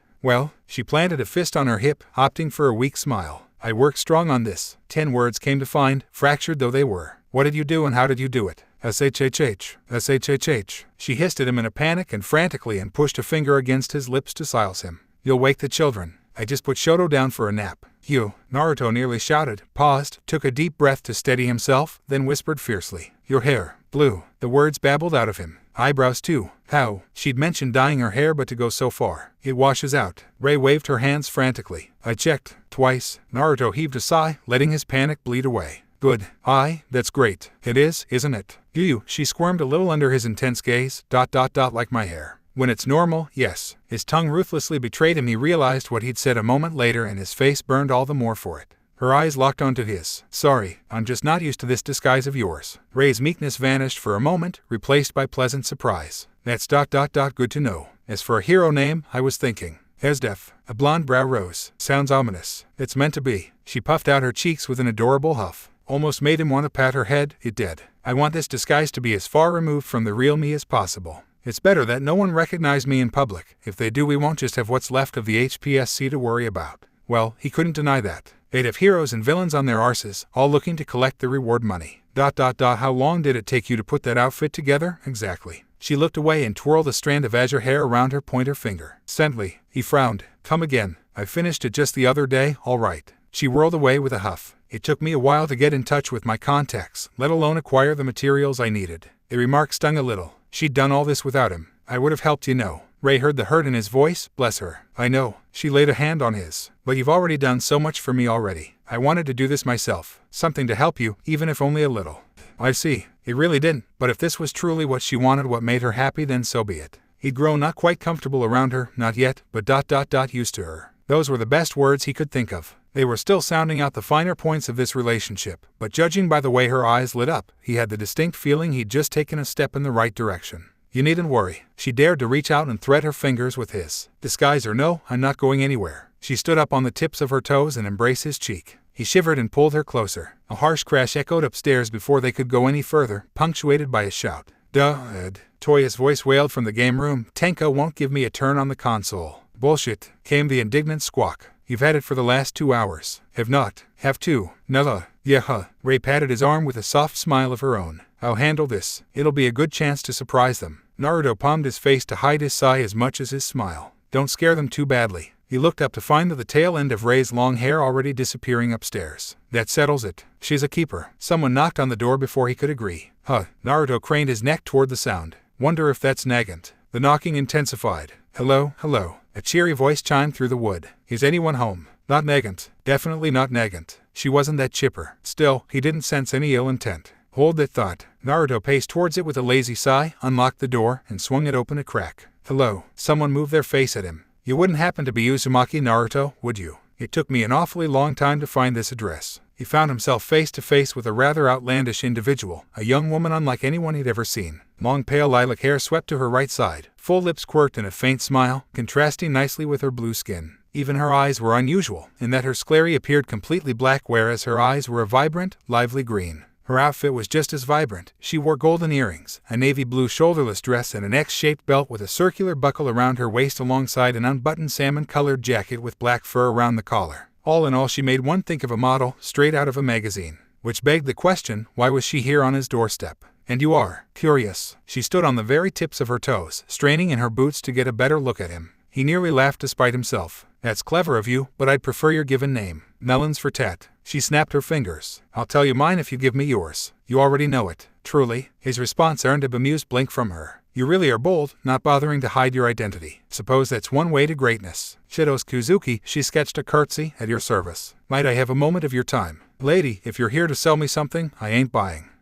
That drew a rich laugh from her. I see your instincts as sharp as that tongue of yours. But here you are. She raised her hands not to attack, but to form the crude shape of a square, framing him within as though she were taking a photo. The man who beat down Endeavor. He who makes a fool of this so-called society, hiding in plain sight. You're everything I imagined you would be. Kurama snorted. Seems you have a fan. A muscle jumped in his jaw. You're not winning a lot of points with me right now. Sorry about that. Much to his chagrin, the strange woman apologized. I tend to get ahead of myself with these things. Allow me to be frank. Can I get an interview?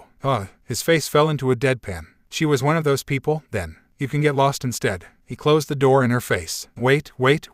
Her voice peaked into an adorable yelp as she moved a foot into the door to stop him, followed by an actual cry when he crushed her boot. Just hear me out. We're on the same side. He scowled at her through the crack. And what side is that? The only side. She babbled on. The right side. When it became clear that he wasn't going to let her through, she wriggled an arm through and waved a business card in his face. He dodged her attempt to plant it in his pocket, much to her annoyed pout. I'd like to invite you to meet a few like-minded individuals. They're just like you, neither heroes nor villains. What was she implying? On a whim he asked a question of his own. Does the word shinobi mean anything to you? An innocuous blink followed. No, pity. For a moment there he'd almost hoped ... and oh, it didn't matter. Then we have nothing more to discuss. Evidently she disagreed. Do you really think you can keep them safe forever? The door smashed open. Naruto barreled through, grabbed her shoulder, and blurred. Curious had all of an instant to blink as reality reasserted herself. Duo, is this another one of your safe houses? Did we teleport just now, or are you really that faak? You said I can't run forever. His hand closed around her throat, gripped, and levered her into wall, followed by the floor. Threaten my family like that again and you'll sleep forever. He expected a struggle, resistance at the very least. Perish the thought. The eager reporter didn't even try to stop him from choking her out. She only raised her hands and smiled at him, as though he weren't considering killing her. We saw what you did to Endeavor and rest assured, we have no intention of aggravating you. But you need allies, resources. We can provide that. And what do you want in return? What anyone wants. Curious grinned, voice gun hoarse now. Answers. I want to know who you are. What motivates you, everything about you. In the end, that smile convinced Naruto, if only because he felt the purity behind it, the single-minded longing to see the truth and grasp it with her hands. Naruto let her go. You're the key to all this, to everything. She lay there on the porch for a long moment, idly rubbing her throat with one hand, before clasped the other behind her back to leverage herself upright. Her point gained, she leaned forward to beam at him. I only need a moment of your time. Nothing more. His brow furrowed. Lady, you're one strange reporter. So I've been told. Her grin gained a merry edge. You're more than just a story. You're the story, one that'll turn this world upside down. You're insane. She winked his way. I prefer the term thinking creatively. Creatively insane, then. I literally could have killed you just now. And you didn't care. Nah, a good story's worth dying for. When he hesitated, her grin only grew. You don't have to decide now. I'll give you my contact information. Once more that card came out. This time, she had the gall to tuck it into his jacket pocket.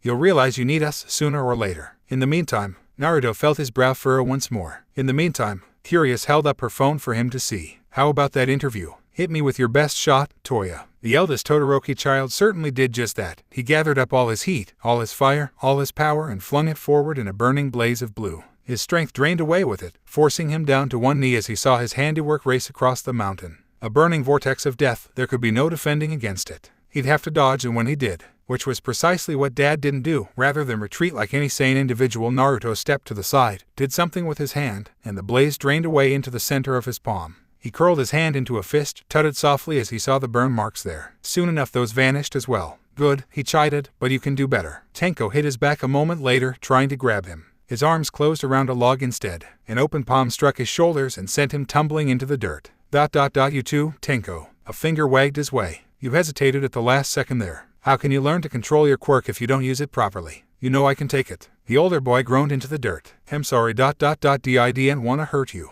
Don't be sorry, be better. And as for you, stern blue eyes swung back to Toya with intent. Anger is a weapon if you can control it, Toya. But it acts as a double-edged sword. It cuts both ways. He tapped his forehead for emphasis, finger clinking against the worn metal headband there. It makes your attack stronger, but less focused. Believe or not, I used to be angry, too. Him, not likely. Toya looked away with a grimace. Whatever you say, shitty old man. This time he found himself a FLC kid on the forehead. Language, boy. He looked down and kicked sullenly at the dirt. Sorry. Naruto tilted his head and considered them for a long, agonizing moment. Toya felt the weight of his regard crushing down on them like a physical force. Tenko climbed to his feet and lifted his chin in defiance of it. Toya mirrored him. Strangely enough, that seemed to please their mentor. Look, he allowed with a sigh, you're making progress. But we have enemies. You need to be prepared. Tenko stood that much straighter. Then I'll kill them. I won't let anyone hurt our family. Not ever. Boy, there are consequences to flippant killing. EFLC-ked Tenko's forehead this time. The boy whined and rubbed at his head. But you kill people. I've seen you. Toya's head whipped around. He did. That was news to him. I do. Naruto heaved another sigh, shoulders drooping, if only for a moment.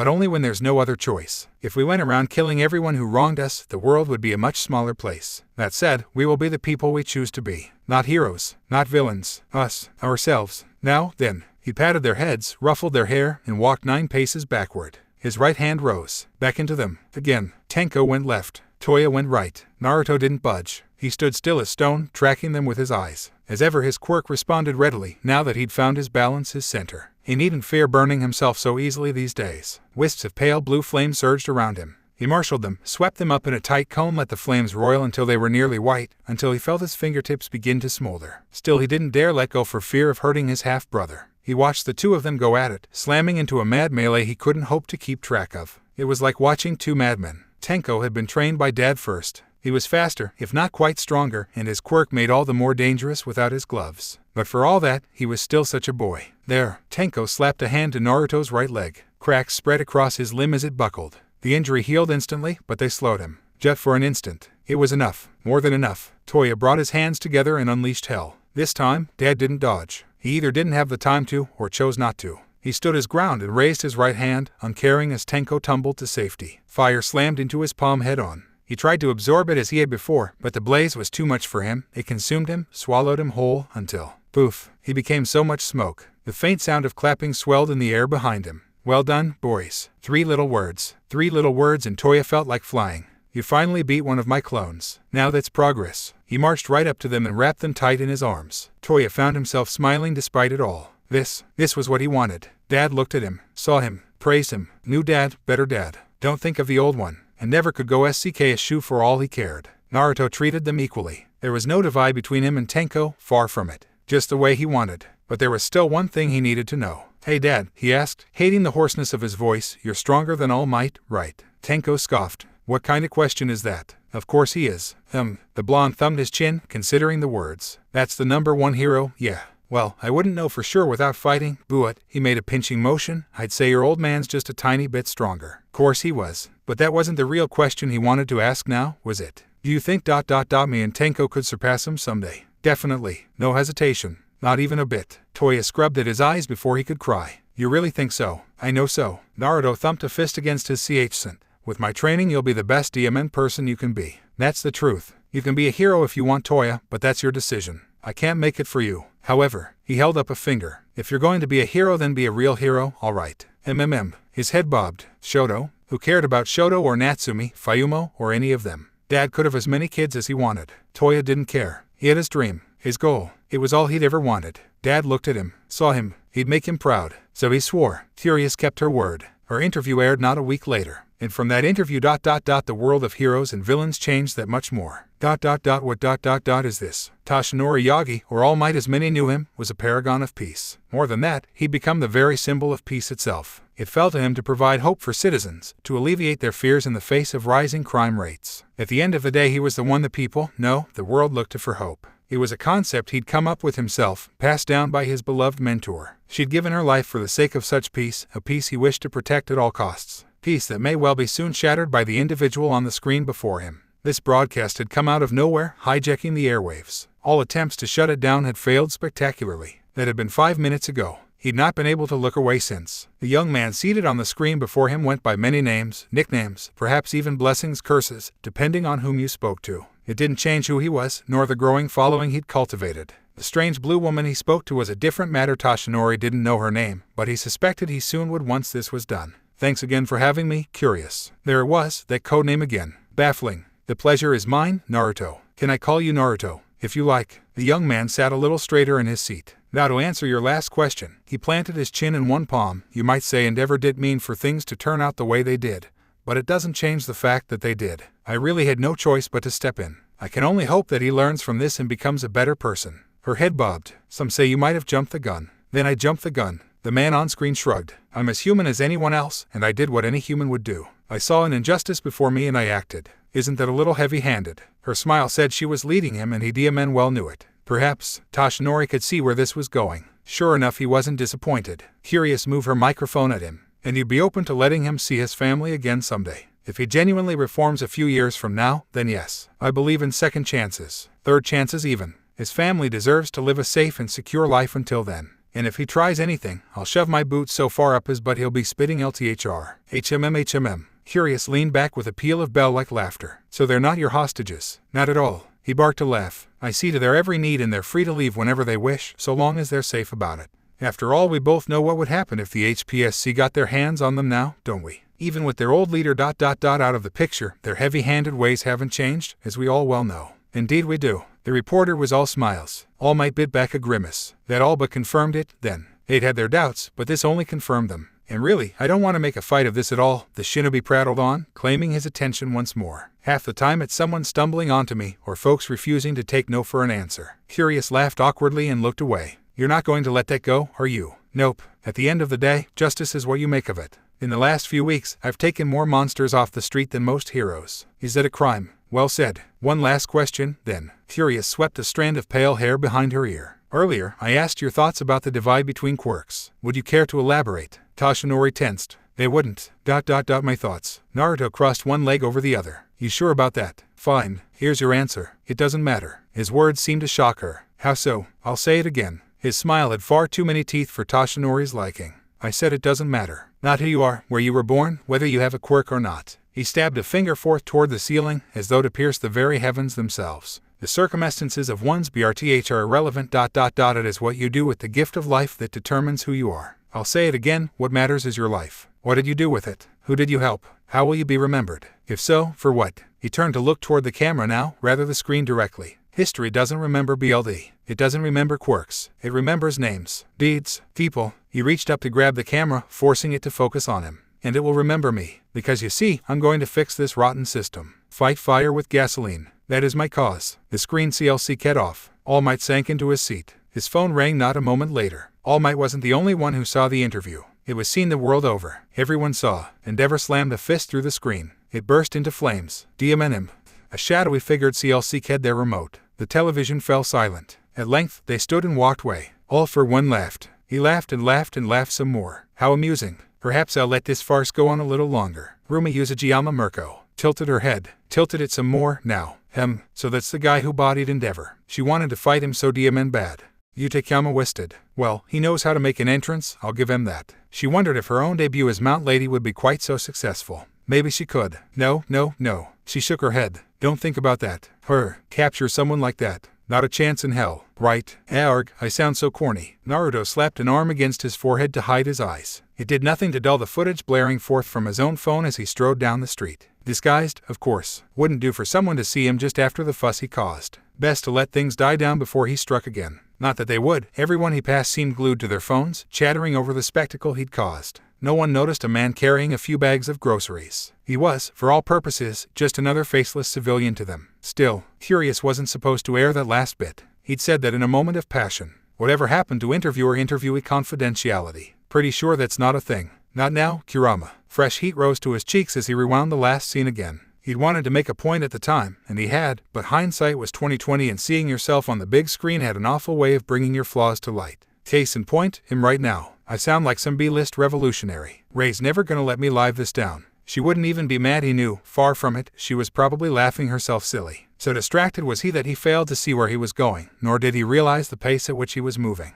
Meep, he did now. For the love of. He barreled into someone at speed. Disaster struck. His phone went flying and the grocery bags with them. His arms shot out of their own accord, catching the poor soul he'd smacked into with one arm, then the groceries in rapid succession. The end result left him in a rather precarious position, staring. Less so when said phone came down and landed squarely in his messy hair. Phew, close call. He mustered a grin as he found himself staring into a pair of bright eyes. You almost went flying back there. I'm sorry. Don't be. What's your name?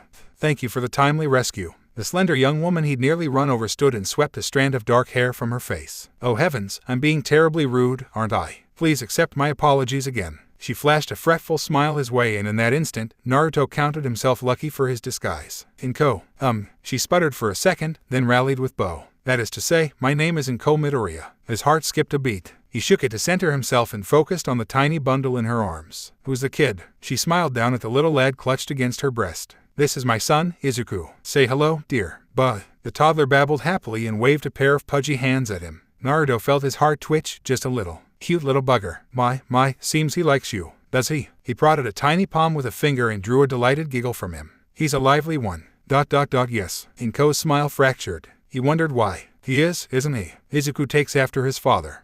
Sounds like an energetic fella. Kirama swore. Fool, what did I do? The young mother's expression absolutely crumpled, and he knew at once he'd said the wrong thing. He tried to laugh it off. It didn't work. Tears glimmered in her eyes. CRP. Mistakes were made and they were all his. He could feel the sorrow bleeding off her like a sieve now. He'd just stepped on a landmine there. Now it was his turn to apologize. I'm sorry. He raised a hand to ward off what he knew was coming. I didn't mean to offend you. He's not around anymore, is he? Geez, just how recently had the poor BSDRD passed away if she was getting this worked up about it? Very recent indeed, because Inko Midoriya latched onto his shoulder and bawled. Everything was fake. That was the truth, Lady Nagant knew. Reality, society, all of it. Fake, fake, fake. Every action she took for her superiors perpetuated the ruse, strengthened the charade, pulled the wool over humanity's eyes, and for what? Also, everyone could live their happy, peaceful little lives, blissfully unaware of the darkness teeming underfoot. Until he came. At first she'd thought Naruto a fool like the rest, a blind bloody fool who refused to wake up to reality. Then he turned the tables on her, rather, she realized how alike they were. He wasn't a naive idiot who refused to kill, either. In the days since they'd teamed up, she'd seen him crush more than a few irredeemable BSDRD with his bare hands. But only ever the wicked ones, those truly deserving. Murder was but another tool in his grand arsenal, one he only ever used when absolutely necessary. More often than not, he talked to these so-called villains, calming them down. Although the way he looked right now, yeah, far from calm. Rough day. Naruto turned to face her as she kicked her way onto the rooftop after him. She saw the BLD on his hands and the crumpled corpse of a man at his feet. Pity. He'd gotten started tonight without her. You don't know the half of it. I stuck my foot right in my mouth and spent most of the day cheering up a mother and her kid because of it. He palmed his face with a sigh and shook his head. Never mind that other disaster. Lady Nagant squinted. She squinted strong. What other disaster? You mean you don't know? He turned a quizzical look on her. Seriously, kinda. Know what? She stifled a yawn behind the back of her hand. I've been sleeping most of the day after last night. Much to her confusion, he absolutely choked. What? Did I miss something? Look at this. He held up his phone for her to see. Kinda did as he bade ... saw the footage within. ... and laughed. Oi, Naruto sputtered. It's not funny. It really was. Lady Nagant laughed and laughed and laughed until her eyes were wet and her stomach hurt. Then she took a deep breath and laughed some more. Nearly a full minute passed. By the time she finally straightened up to look at him, Naruto's face was beet red. It only made her laugh all the louder. You're some kinda cracked, you know that. She righted herself with a giggle. I didn't think you'd go public with this. Naruto scratched the back of his head. Should I not have? No. She flailed her hands at him, frantic to correct herself. You were right to. Way to throw down the gauntlet. You've got some stones. Another thought occurred to her and she pounced on it. That's why you killed my boss, isn't it? His lips pressed together. She wasn't having his silence. It really was you, wasn't it? ... Yes. His admission was frank, honest, welcome even. He was determined to torment you after I quit, and he wouldn't, so I put him down. Strong. Her lips quirked in a small smile. ... Good. How freeing it was to say that, like an awful weight had been lifted from her shoulders. She'd borne it for so long now, almost forgotten what life could be like without it. Was this freedom? She'd not felt free since she was a little girl. When she looked at her hands, she still saw the BLD on them, as she had that day, but she no longer felt shame. Because you see, his hands were bloody too. But he didn't care. Or maybe he did, but he'd long since learned to live with the weight of it all. He was willing to do the strong stuff, to take the risks needed, all in the name of protecting what held dear. And if that meant cracking a few skulls at night and fleecing villains blind, doing real work, good work, then she could get behind that. Small wonder Ray snatched him up. He's determination personified. Blast it all, it just wasn't fair. ... You all right?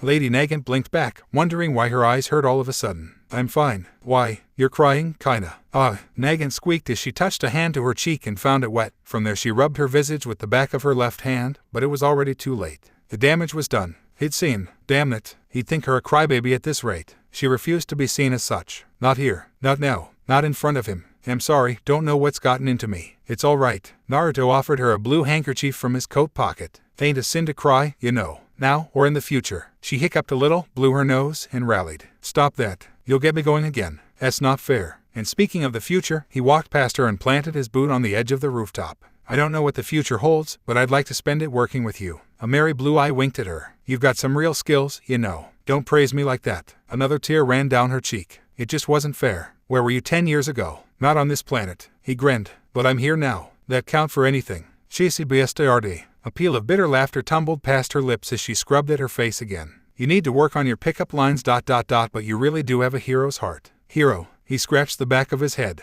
No, I'm just a shinobi. And those weren't pickup lines, you know. Whatever you say, my hero. she hummed to hide another laughing fit. Sure, we're ninja. Is that why you don't wear a mask when we're out like this? Really sneaky. That's different. He glowered at her. I want people to know this is us, you and me, cleaning up the streets at night. Us, he said. Damn it, you really are. He tilted his head. No, it's nothing. She turned back to face him, hands clasped behind her back as she looked over her shoulder. I'm happy. Ray was right about you after all. Among other things. What's this about Ray now? The shade of a smile tugged at her lips. She doesn't mind sharing. Naruto went still. Kinda didn't give him time to dwell on her words. She dove forward instead, flung her arms around his neck and captured his mouth with hers. Target acquired. He instinctively caught her with both arms, if only to steady her and keep them from falling off the rooftop ... and pushed her away. Her heart diamond near snapped in half. Are you sure about this? He looked hesitant for the first time since she'd met him, downright anxious even. I'm hardly husband material. No doubt. She wouldn't let him lose faith in himself. The people at the Hero Commission only show the bright side of things to the public. She grabbed his shoulders with both hands and gave him a good strong shake. How is that any different from brainwashing? His baffled expression didn't waver. Did he truly not understand? It fell to her to make him see, then. The future you're trying to create sounds a hell of a lot more transparent than theirs. Her voice peaked in distress as she turned a desperate gaze on him. For that, I'll fight. I'll be with you. I'll silence anyone who want me to, kill anyone you tell me to. Just don't leave. Naruto moved a finger forward, sealing her lips shut. What did I tell you last time? She looked to his finger, still pressing her lips shut. He blew out a sigh. It seems you've forgotten, so I'll remind you, you're not a gun. The words escaped him in a low growl. You are not a weapon. You are a person. Do you understand? She nodded against his finger and made to speak, only for him to hold her in place. There's more than black and white in this world. The entire world is gray. His free hand rose at his side, fingers splayed, reaching up as though to grasp the very stars themselves through the clouds above. And that's fine. I'm going to reach out to all those people. He clenched his hand into a fist, gloved fingers grinding together. Quirk or quirkless. His voice peaked as a rumble of thunder overtook them from the dark clouds above. Strong or weak, young and old, children like Tenko and Toya will never have to suffer again. To that end, for the sake of that goal, there's nothing I won't do. But I won't lose sight of myself on that path. Neither should you. Do you understand? His finger fell from her lips. Nagant nodded quickly, hair bobbing. Do you? He glared at her. Say it, then. I'm not a weapon. She repeated dutifully. I'm not a gun. Naruto planted a fist on his hip, tapping his foot for good measure. And I'll make my own choices rather than follow you blindly. She turned away, heat rising in her face. But if I have to choose. Naruto watched, her rapt with attention. She reached out and grabbed his sleeve. I choose you. Surprise flitted across his face. Is that your final answer? Enough. Her brow furrowed. Naruto, a chagrined smile. Yes. I'm going to embrace you now. Any objections? None that I can think of, MPH. She silenced his words with her lips and pivoted, pushing him against the nearest wall she could find. His arms tightened around her waist and at long last, the heavens opened up above them. Lady Nagant scarcely noticed. Let the rain fall. Let it pour. She didn't give a damn. Not anymore. Naruto kept his promises. He prided himself on that. In fact, he liked to think that was one of the few aspects of himself that remained unaltered in this world. Although he'd been forced on occasion to harden his heart in some aspects, he had also become more thorough in others as well. But still, he always kept his word. Once given, it was his bond, his promise, his oath. Which was precisely why he didn't give it lightly these days. Harden your heart. It sounded so simple in theory. In practice it was another matter entirely. He'd been learning that lesson the strong way ever since he landed here. If you went through life feeling nothing for anyone or anything, it made you a BSTRD. That was how monsters were made.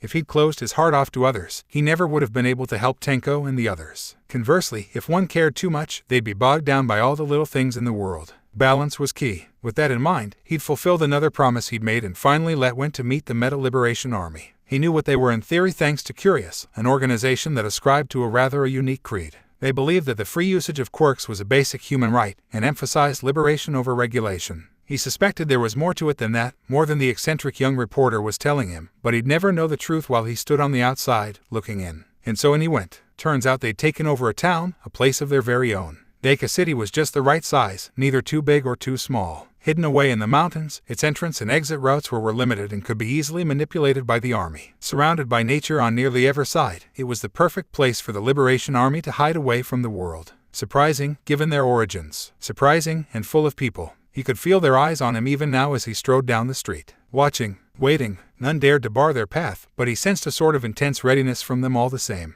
I hope you're not planning to ambush me. No. Curious crossed both arms before her face, forming the telltale shape of an X just a touch too quickly, hinting at the panic she must be feeling within. We wouldn't dream of it. We remember what you did to Endeavor. A bead of sweat ran down Naruto's brow. That really was going to haunt him until the end of his days, wasn't it? And besides, she lowered her arms and continued with a grin, the last thing I want is to die before I can share your story with the rest of Japan. No. The world.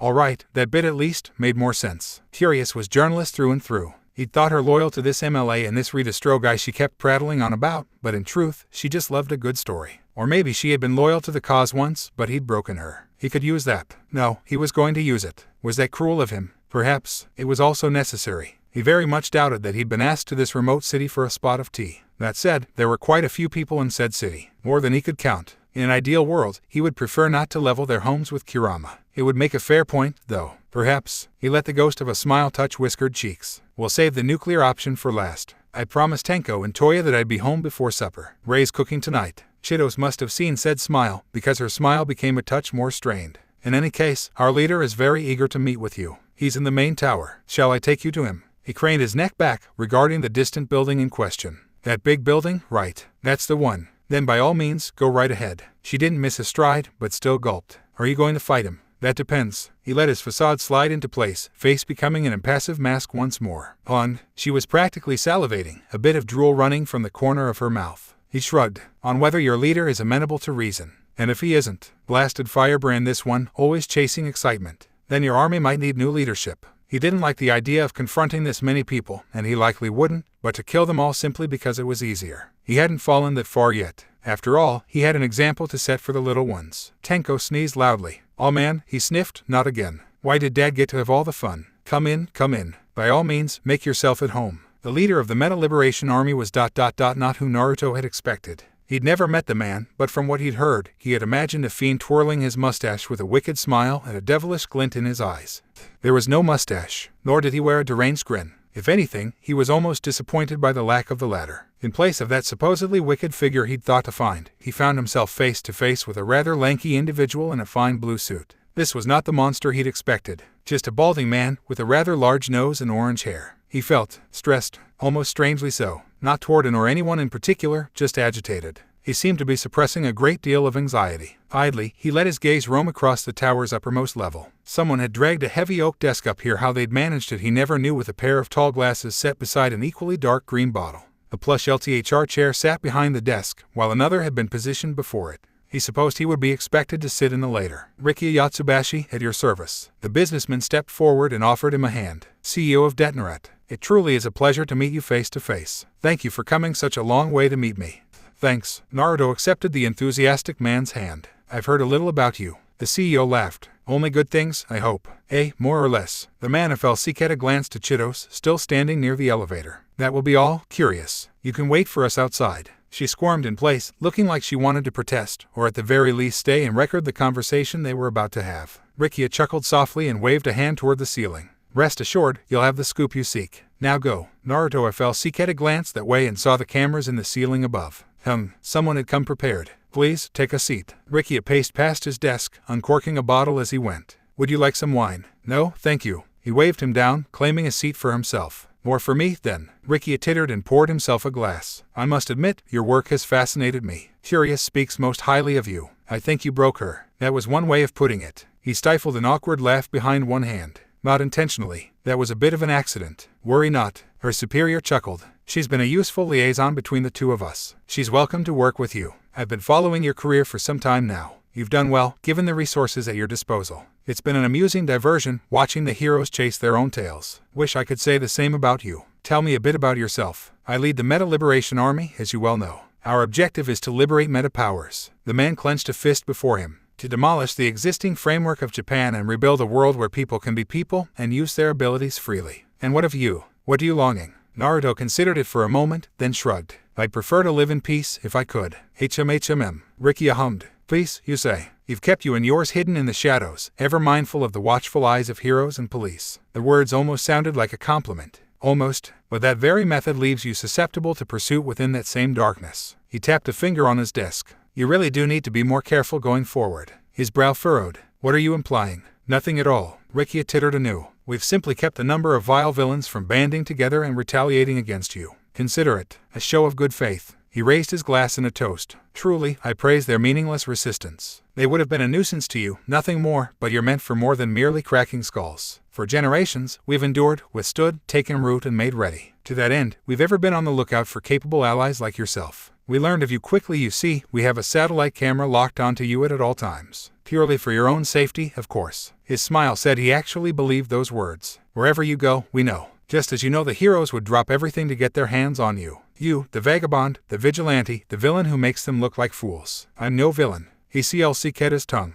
"Definitely ain't a hero either." "Indeed you are not." Ricky bobbed his head in agreement. "If you were some common thug or witless crusader, I wouldn't be making you this offer." He offered him a hand. "We seem to share the same goals. You should join us. Breath in, breath out now. In, now. Out once more. In, out." Lady Nagant stared down the scope and prayed. It held no answers for her, only the silent byplay of two titans talking. Naruto seemed at his ease for now, but that could change. She knew from experience. Life loves to throw its nasty little curves when you least expected it. There would be none for her partner today. She'd make Diamond sure of that. She didn't trust these meta liberation folks. In some ways, they were even shadier than the HPSC. Sure, they pretended to be above board, but they did some real dark SHD. Her old bosses would have told her to pull the trigger. It brought back bad memories, ghosts that made her rifle arm tremble and left her trigger instinct twitching. She wasn't a weapon, but Naruto hadn't asked her to be. She took another deep breath and settled into wait. He said she wasn't a weapon, not their gun. Did he have any idea just how much those words meant to her? For him, she would happily become a killer again.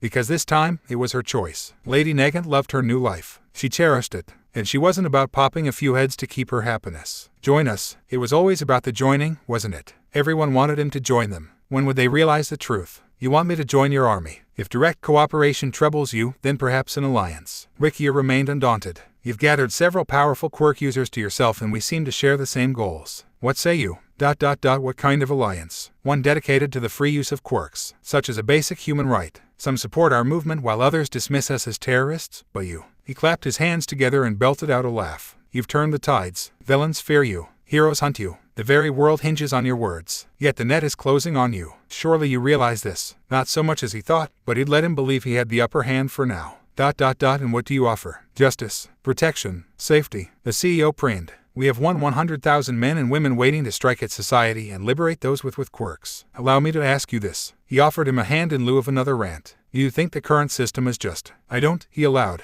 Any system that allowed children like Tenko and Toya to slip through the cracks wasn't one he believed in. To say nothing of Nagant and Ray. And do you believe everyone can be saved? Some, maybe, but not all. He shrugged a smile, recalling his and Nagant's nightly excursions. Sometimes you help people by healing, sometimes by killing. Suppose it depends. On that we agree. You've saved a great many, but you've also killed just as many villains. Only those beyond redemption. He countered. Some might argue that Endeavor falls into that category now. Why not kill him? That was the question, wasn't it? He could have. He certainly would have been well within his rights, given the situation back then. But he knew his answers. He'd always known, just as he knew now. And he wasn't about to change his mind. Some might call him a fool for that. Naive, idealistic, foolish, even. But this naive, idealistic fool had already saved one family. And he wasn't about to stop there. I believe Endeavor can change. And he did. But it had to be away from his family. I've given him the chance to learn from his mistakes in solitude and be a better person. It's up to him to take it or not. His lips thinned as a thought occurred to him. Speaking of changes, I have a question. Sounds to me like you want a regime for the quirks, of the quirks, and by the quirks. Is that correct? Rikia steepled his hands and nodded. In a sense, yes. You would excel in such a world, I believe. He shook his head. I can't agree with that. What of those who are quirkless? Rikia blinked, not quite comprehending. What about them? He inhaled deeply through his nose. So that's how it was. Now they came to the truth of the matter. I can't help but notice that you've consistently failed to mention them. All people have equal value, even those without quirks. Redistro drew back slowly, almost ponderously. Do you reject our ideals, then? No, I agree with some of them, but I believe others need to be tweaked. Rikia twitched. Tweaked, you say? Hurting civilians for one. Naruto held up a finger and ran roughshod over anything he might have said. That stops today. If you're going to help people, help the quirkless as well. If you don't, you'll be no better than those you want to overthrow. I see. A muscle jumped in the older man's jaw. Distro's principles have guided us for decades now. And you would move them aside because you deem yours to be better. It's starting to sound like you didn't come to join us at all, Uzumaki Naruto, but rather to inflict your views upon us. I came to deal with you, one way or another. He tilted his head to the right. Which will it be? The CEO granted him a death's head grin. There's no need for sluggish bargaining. I've made my decision. Is it the right one? For our organization, yes. His smile didn't waver. I'm terribly sorry, but you'll have to die now. I'll be sure to apologize to Curious. In an instant his arm swelled to 10 times its size and slammed into his face. At least, that had been his intent. Naruto caught it with one hand. Better men than you have tried. Unfortunately for you. He whirled and pivoted, wrenching that arm behind his back. I'm not afraid to get my hands dirty these days. You arrogant little. Let's take this party outside. He lurched backward and threw himself through the glass, dragging Rikia with him. Together, they fell. Of all the reckless, Kaina saw it all from her scope. UBSTRD. You'd better not die. A fall like this could not kill him. Rikia Yatsubashi forced himself upright, grimacing as he set his shoulder. Their impact had smashed them down into the street proper, BRTH a crater in its absence. His entire body ached, feeding his stress, adding yet more to what he'd already stored away. Stress was power. If he thought a little drop like this could do him in, he was sorely mistaken. But where was the blonde brat? There you are. Much to his surprise, Shinobi was already waiting for him as he crested that crater. Arms folded before his ch-cent, feet planted, blue eyes narrow, he looked down at him from on high. As though he were no one. Nothing to him. No, less than nothing, a mere ant beneath the boot of a giant, not even worthy of his notice. It galled Rikia. He was Destro reborn, no, Redestro. To think someone like this would exist. You cannot stop us. He grinned at him. We possess innumerable resources and wealth. We will change this world. It sounds like a noble dream, came the reply. On the surface, at least. But it's no dream if you trample over everyone to get it. A noble dream, huh? Something cracked inside him and a grin tore across his face. Perfect timing. I'll test you. If you pass, I'll grant you a quick death. Test. A blonde brow rose. This the kind of exam I'll be quizzed on. Such arrogance. Consider it a test of character rather than mental acumen. He raised a finger as his muscles began to bulge. Once there was a woman who gave BRTH to a child with a meta ability. This was back when people still had strong prejudices against such things, when the words was in chaos. It was before your time, or mine. An era of unending abuse, overflowing discrimination, and relentless aggression. He lunged with a snarl on the last word, slamming a massive arm down on him. Shinobi swayed aside and snapped a kick into his ribs. 3 broke in an instant. Rikia laughed despite himself and doubled over with a laugh. Stress output, 70%. When stones were being thrown at her beloved child day after day, she pleaded in a quiet voice to the world, this is my child's quirk. Please make this a world where he can live freely. An overhand smash forced the bedraggled blonde to dodge back or risk being crushed, only for him to conjure a strange spiraling sphere in his palm. Rikia didn't hesitate and charged him headlong. Whatever manner of quirk that was, it couldn't possibly stand up to his own. Naruto slammed it headlong into his stomach. Pain, momentum and velocity were the architects of Rikia's undoing. He grunted as the snarling vortex drove him down, tearing into his body. A swipe of his right hand banished it, allowing him to stand once more. And yet her pleas were drowned in scornful laughter by the masses. He scoffed as he climbed back to his feet, shaking off his injury. She never raised her voice again. Why is that, do you think? I'll tell you. You see, she was killed by those who opposed meta powers, those who feared her words. Because people fear change. 80%. They do, his foe acknowledged, but you can't fight fear with fear. You can. For you see, as heroes and vigilantes became more popular, the government tried to rectify the situation.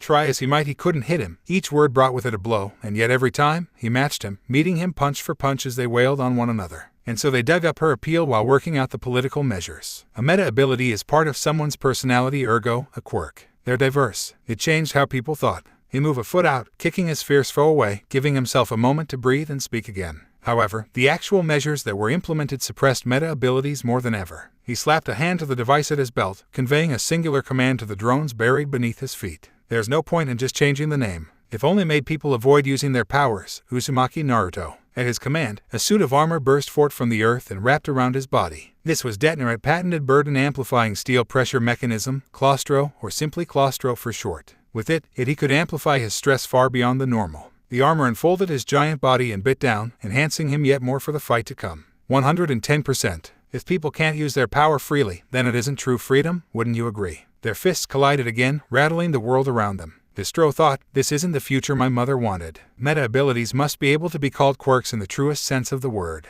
It was an inconvenient truth for them, you see. 150%. Here at last he caught Naruto with a lucky grab, ripping the slippery shinobi off the ground. Do you understand now why Destro was wanted for so much? He tightened his grip on him, crushing him within a giant fist. Revolting against the country. True freedom. Bearing all of that, I will accomplish Destro's dream. Me, I am his descendant. His legacy. His BLD flows through my veins. I am Redestro. He glowered down at his entrapped victim, inexorably grinding his bones down. Do you really think this crusade of yours carries more weight than ours? A low rumble of laughter reached him. Crusade. Legacy. Wait. Naruto raised his head. Blue eyes stared back at him without so much as a hint of fear. I'm not fighting for anything like that. He popped his shoulder, and quite suddenly, his left arm was free, then his right. Firm fingers bit down into the darkened skin of his hand, strong enough to draw BLD. I'm just trying to do what I think is right. Rikia scowled at him. And what, pray tell, do you deem to be right? Enlighten me. Naruto answered immediately, almost speaking over him. I don't know. Just like that, Ritastro felt his stress falter. What? I do what I think is right. That's all. As he looked on, the blonde's body snapped into a shimmering shade of gold.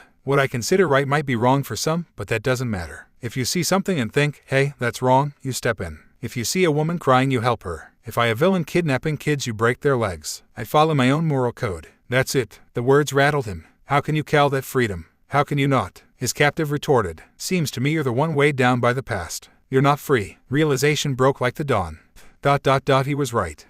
He understood now. This warrior, this shining man, embodied true freedom. He wasn't bound by rules or restrictions or regulations, or even the past. Rather, he did what he felt was right. Nothing more, nothing less. He saved and destroyed. He loved and he hated. He spared and slayed. It was not suppression, but freedom in its purest form. His strength allowed him to excel in nearly every field, but it was his choices that defined him. My turn. His fingers snapped as Naruto forced himself free. Heavy boots struck the ground for all of an instant, then he was upon him. The first punch shattered his armor, taking his defenses with it. The second found his gut and would have disemboweled him if not for his quirk. The third blasted the breath from his lungs, leaving him wasted and gasping for air. The fourth found his chin and blasted him onto his back. They kept coming. 5 and 6, 7 and 8, 9. He tried to stand, tried to weather the storm, stay strong and fight the good fight. But he couldn't. His body buckled beneath the blows and his quirk went with it, leaving him to shrivel back to his normal size. With the absence of his quirk, the pain became too much. Rikia crumpled to his knees, clutching his sides. Was this what defeat felt like? He'd been bested, completely and utterly. Such a refreshing feeling.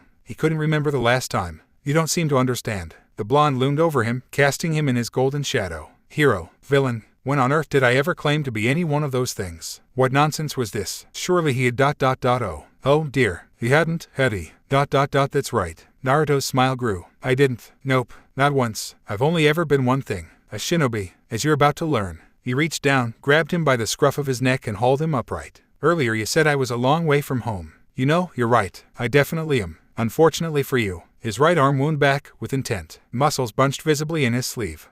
I'm here to stay. Now, then, clench your teeth. Scarred knuckles barreled headlong into his face. Ritastro blacked out with a smile. Victory was his. Ritastro lay broken at his feet, eyes rolled back in his head, sprawled out in defeat. He'd knocked him flat with that last punch, quite possibly knocked him out, even. He wouldn't be getting up anytime soon. All in all, Naruto considered it a win in his book. Sure, they'd made a massive crater with their fight. Sure, he might have gone a little overboard in beating the man down, and sure he'd hardly been subtle, but victory remained his. Freedom indeed. He scoffed and spat at the older man's feet. Ritastro hadn't known the meaning of the word. Maybe he would now. And yet, somehow, he couldn't help but feel a little uneasy. Uncertain in his victory, completed though it seemed. Because even out cold, the leader of Meta Liberation Army was still smiling. The rock bounced off Naruto's skull. Do you have a death wish? He craned his neck back, thoroughly annoyed to find a horde of people standing at the lip of the crater. They practically surrounded him for all the good it would do them. He could feel their hostile intent from here. Their anxiety, their fear. It was intoxicating,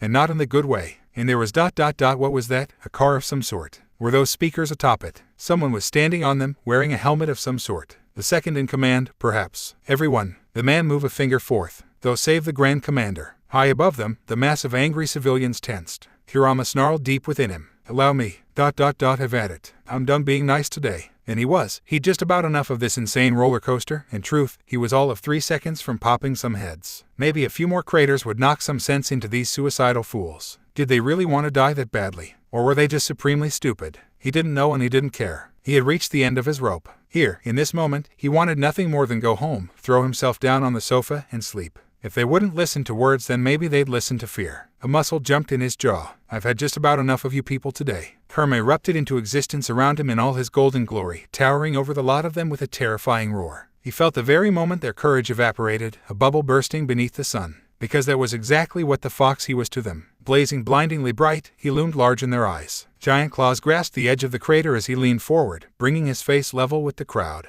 More than a few shrank back in the face of his furious visage, his teeth gone sharp, eyes ablaze. Enough. One word. That was all it took to rattle them. The man on the car tried to speak, tried to rally them. Kurama swatted him off the car with one of his tails. He collapsed in a quivering heap. Frightful cries went up from the mob. Some fainted dead away. Others sank to their knees, shielding their faces. When he finally again, his voice boomed like a hurricane. If you get in my way, I will eat you. Who wants to be first?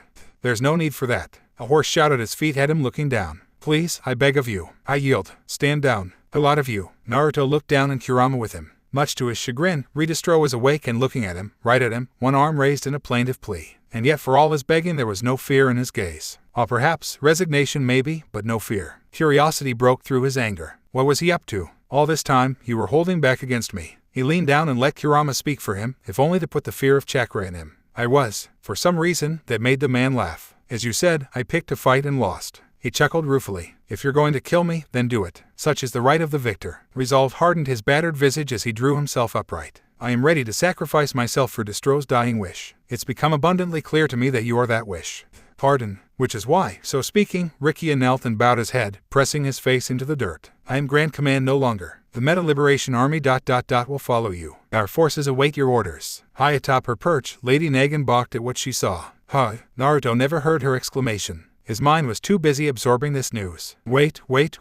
He struggled to put his thoughts together, to no avail. Wait just a minute. Did we just accidentally get an army? I think we did. Congratulations. That hadn't been his intention. Not at all. Ridestro remained where he lay, face pressed into the dirt, awaiting his answer. What say you? Will you lead us? Naruto palmed his face. What a pain. Did he want this? A part of him wanted to say no, to tell them off and leave. He nearly did. But if he refused the mantle of leadership ... what would happen then? No point perseverating over it. He already knew the answer. They'd come after him. Maybe not all of them, but a good chunk would. He'd bested their leader, laid them low, and made quite the mess besides. They'd hound him to the ends of the earth for that, him and his family both. Tenko and Toya deserved a better childhood than that, better than a life on the run, to say nothing of Rei and the rest. Alternatively, he could kill the Meta Liberation Army. Slaughter them with his own 2 hands. Every last one. Every man, woman, and child in this city. Right here. Right now. He stood in the heart of their power and most if not all of their members were present here today. He could do it, too. A few tailed beast bombs would level everything and render all a charred plain. No one would be able to stop him. He liked to think he wasn't that far gone yet. No, he wasn't about to slaughter a city just to make things easier for himself. And besides, couldn't he use their resources? Make them better. Maybe guide them from the shadows. Didn't he owe it to himself to try? Leaving them be would just allow them to regress. Rikiya had boasted of immense influence across the whole of Japan. He certainly hadn't forgotten that bit about the satellites. With security like this, his family would fear nothing, never again. With power like this, he might make the world a better place. With people like this, there was so much he could do. It proved the driving force in his decision. I'll do it. Liberation warriors. He was still speaking when Ridestro sprang to his feet, pivoted, and spread his arms wide to address the terrified congregation gazing down upon them. Henceforth, the Metahuman Liberation Army shall be reborn. This is not surrender. An arm swept forth, nearly slapping his ch now as continued his speech. Naruto Uzumaki is the one who is truly free. A wide smile spread across his face. From this moment on, the Liberation Army recognizes him as our Grand Commander, and with that, its second coming. He stepped back. Behold our leader. Naruto weathered their cheers with a strained smile. Lady Nagin jumped him in the corridor a few minutes later. There was probably a more elegant way to put, but Naruto couldn't think of any at the moment. It was rather difficult, you see, what with her pushing him against a wall and all. She didn't look much pleased with him. Stupid. Her fists flailed and railed against his ch, beating out a steady percussion rhythm he barely felt. What were you thinking back there? That it would be easier this way. He offered a self-same smile and weathered her ire, hoping she would accept it. Kinda most assuredly did not. You almost got yourself killed. Almost. He laughed, not understanding her fear. He'd never been in any danger down there. Almost only counts in horseshoes and hand grenades. Pain blossomed in his right cheek. His head snapped to the side, eyes wide. Nagin staggered back, clutching at her right hand with a pained expression. She'd broken 2 fingers just by hitting him. It didn't stop her from hanging her head. Never again. Huh. He snapped back, both stung and confused by her sudden attack. Didn't quite catch that over all the pain in my face. Why'd you hit me? Never again. Her head snapped up, eyes brimming with soft tears. You don't get to throw your life away. Not after what you promised me. Her hands gripped his collar, all but reeling him into her. You said I wasn't a weapon, remember. Your life is my life. Next time tell me before you run off and do something like that. Or better yet, bring me with you. Just like that, he finally understood. Nagin wasn't angry with him. She was terrified. Not for herself, but him. All right, he relented. Promise me. I will. Promise me. She bowled into his personal space, eyes wild, practically frantic. Swear it, Naruto. Okay. He took hold of her injured hand, embraced her knuckles, and began healing them. I promise I'll warn you next time before I do something that reckless. You'll be one of the first to know, and you'll take me with you. Her words were more a plea than a command. Don't run into dangerous situations without me. It made him feel oddly protective of her. He nodded. I'll try not to. Lady Nagin sniffled once, just like that. The diamond broke. Plentiful tears rolled down her cheeks. Hey, it's all right. He reached around to the small of her back. I never go back on my word, you know. You can't die. She babbled the words and clung to him, uncaring of who saw. You're not allowed to die, you hear. You don't get to die, not after what you did to me. He made a puzzled noise. What I did. Don't be coy. She smacked his ch weakly this time. You saved me, so you're not allowed to die. Not without me. Huh. He really had saved her, hadn't he? You did, she said, echoing his thoughts. So, Naruto felt her fists tighten against his shirt a second before she looked up. He had an inkling of what was to come, but even then she surprised him with a wet, sloppy embrace, enough to fog his mind and more. Her arms did a lazy loop around his neck, pulling him closer, and his hands settled on her waist in return. She clung to him, tilted her head for a better angle, the better to deepen the embrace. A pleasant haze settled over his thoughts and, for once, he let it. Had they been anywhere else, things might have escalated further. Instead, Nagant stepped back, took a deep breath, released him and nodded to herself as much as him. Okay, all right, that's enough for now. We should probably get back before the others start to worry. Something struck Naruto from the side. Distracted as he was, he sensed the danger a second too late. By then it was already over. You magnificent bastard. Furious absolutely cackled as she leaped on him, locked her legs round his waist and drove him down to the ground. Something soft slammed against his mouth. Her tongue plundered his for a brief moment, then she was done, drawing back with a happy sound as she smacked her lips and plonked herself down in his lap. She grinned down at him, eyes half-lidded as she seeked at her lips, regarding him as one might a fine meal. Take me now. His jaw near popped open. Huh, of all the things he'd expected to hear, that wasn't one of them.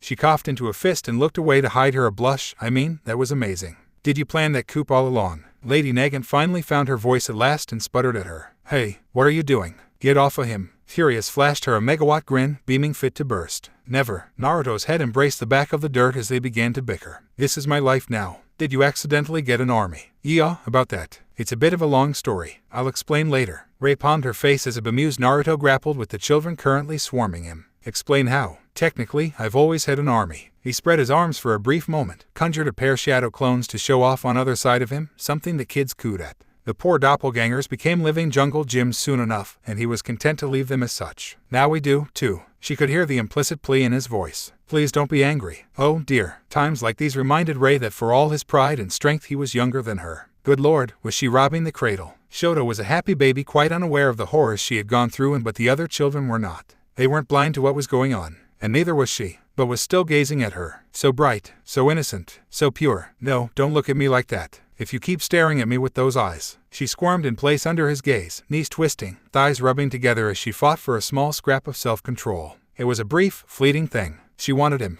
but she could hardly do such things with the little ones around. She coughed into a fist. Children, time for bed. I need to have a word with Naruto. Natsuo and Fayui made gagging noises. Iyuwa, they at least were quick to flee. Not so the others. Toya and Tenko, being slightly older than the rest, proved somewhat more recalcitrant. Tenko raised a hand. Are we going to have another brother? Or a sister? Ray flushed to the very roots of her hair. Shoo, you've done a good thing, Naruto. He glared bloody daggers at Lady Nagant. Had he? It didn't feel like it sometimes. Didn't feel like much time had passed at all, really. Months had passed since he'd acquired was that the right word. The Meta Liberation Army, and in truth not much happened since. Furious had reassured him everything was fine, they simply needed time to recall their agents. He was considering moving his family to their location, but for now Toya and Tenko were happy here. He didn't want to move them just yet if he didn't have to. They deserved a chance to make friends, to grow up happily among kids their own age. Unfortunately, that left him on grocery duty today. Good, she says, he muttered under his breath. Says the girl who once thought herself a weapon. Doesn't feel very good being stuck on chore duty, does it? Nagant winced, then nodded. You're right, I did, and you. His sixth sense squawked at him, drowning the words out with static. Naruto stopped short. Oh, you have got to be kidding me. Really? Now? He looked left, then right, even down now, scowling when the threat failed to materialize before him. Of all the rotten timing, you have got to be kidding me. The universe most assuredly was not. Heaven answered in a flying axe kick from on high. Someone came crashing down out of the heavens with a triumphant roar. He raised an arm before his face to block and took their attack head on.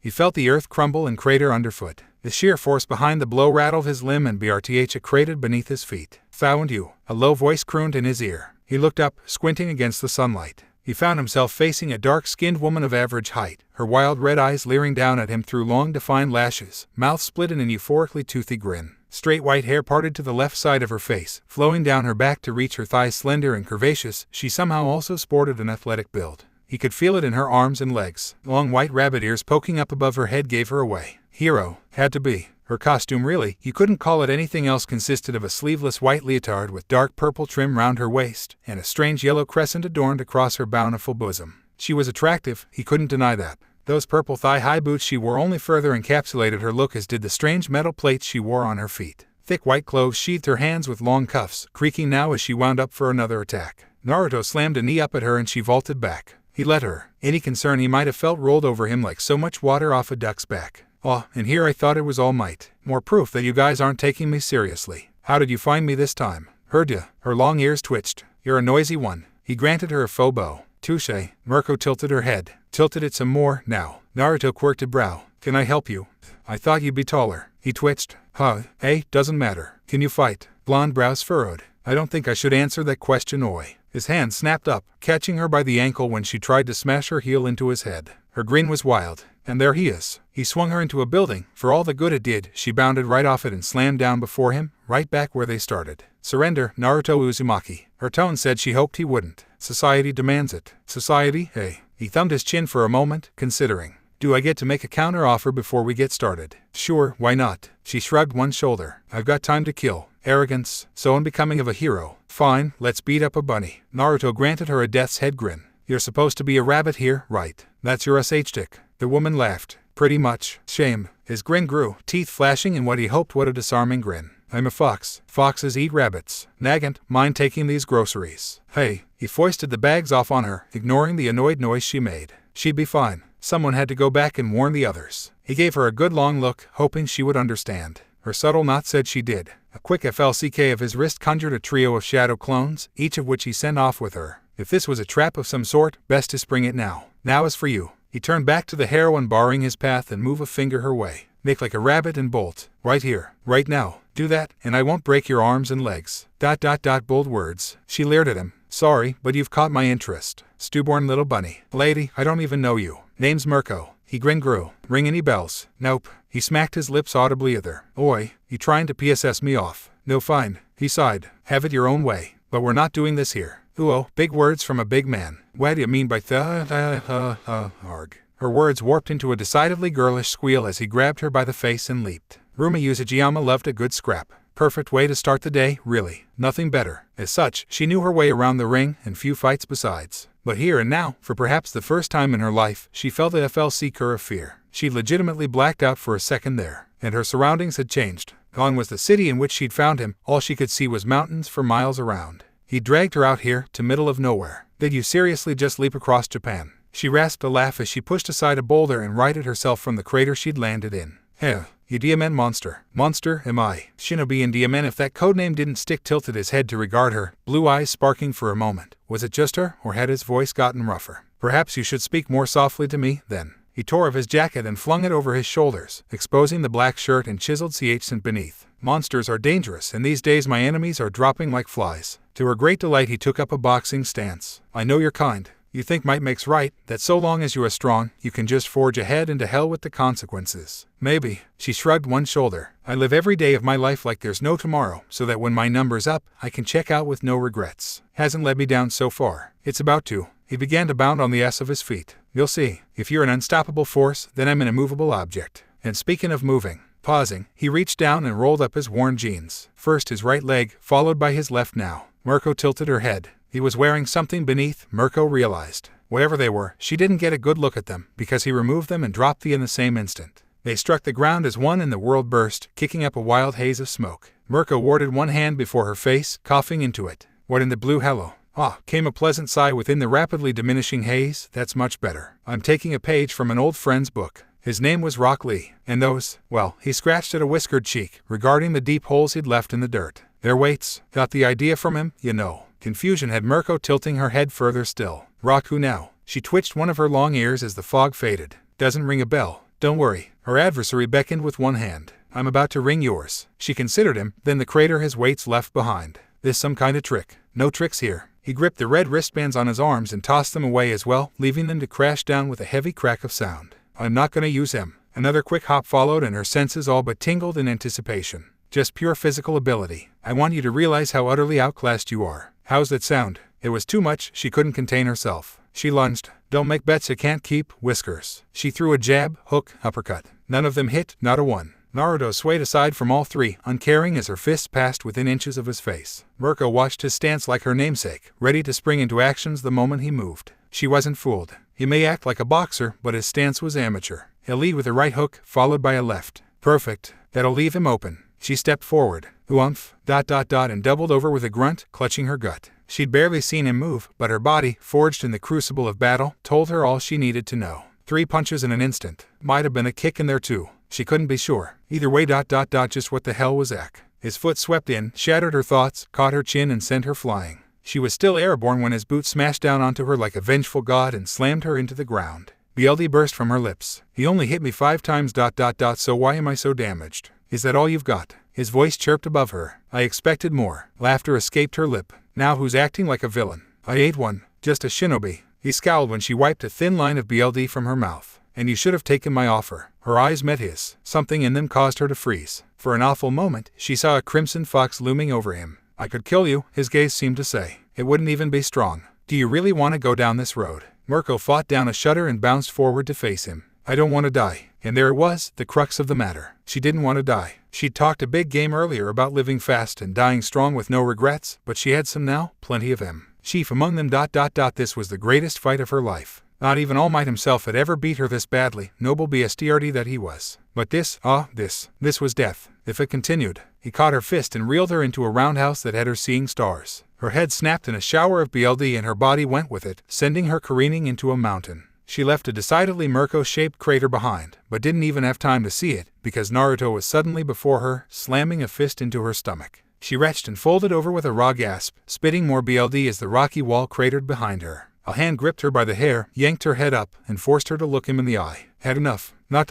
yet. Pretty. He let her go and smashed a knee into her torso. How about now? Gods, the pain ... but there, beneath the agony, the torn tissue and lacerated ligaments, she felt something. She didn't want to die here. She absolutely could not die here. She wanted to fight him every day for the rest of her life. Rock and stone burst beneath her back as she lunged forward and slammed a fist into his chsin. His shirt shredded just over his right shoulder ... but he didn't bleed. His smile told her all she needed to know. His words only prickled her pride all the more. That tickled. I said it's not over yet. Calling out their attacks seemed so stupid now. She wailed on him, and he, her. Everything dissolved into a frenzied blur. Finally their fists collided knuckle to knuckle in a stirring shockwave. In that instant the tide turned. Because you see, Mirko felt something give in her right arm. Bone buckled, then broke, just below the elbow. The limb drooped at her side, broken. SHD. She regarded it with a scowl. In terms of Shear's physical strength, he just might be beyond All Might. What was that old saying? Go beyond. Plus ultra. Yeah, that wasn't helping here. Naruto's fist thundered into her face. Somehow her teeth held. Her nose didn't.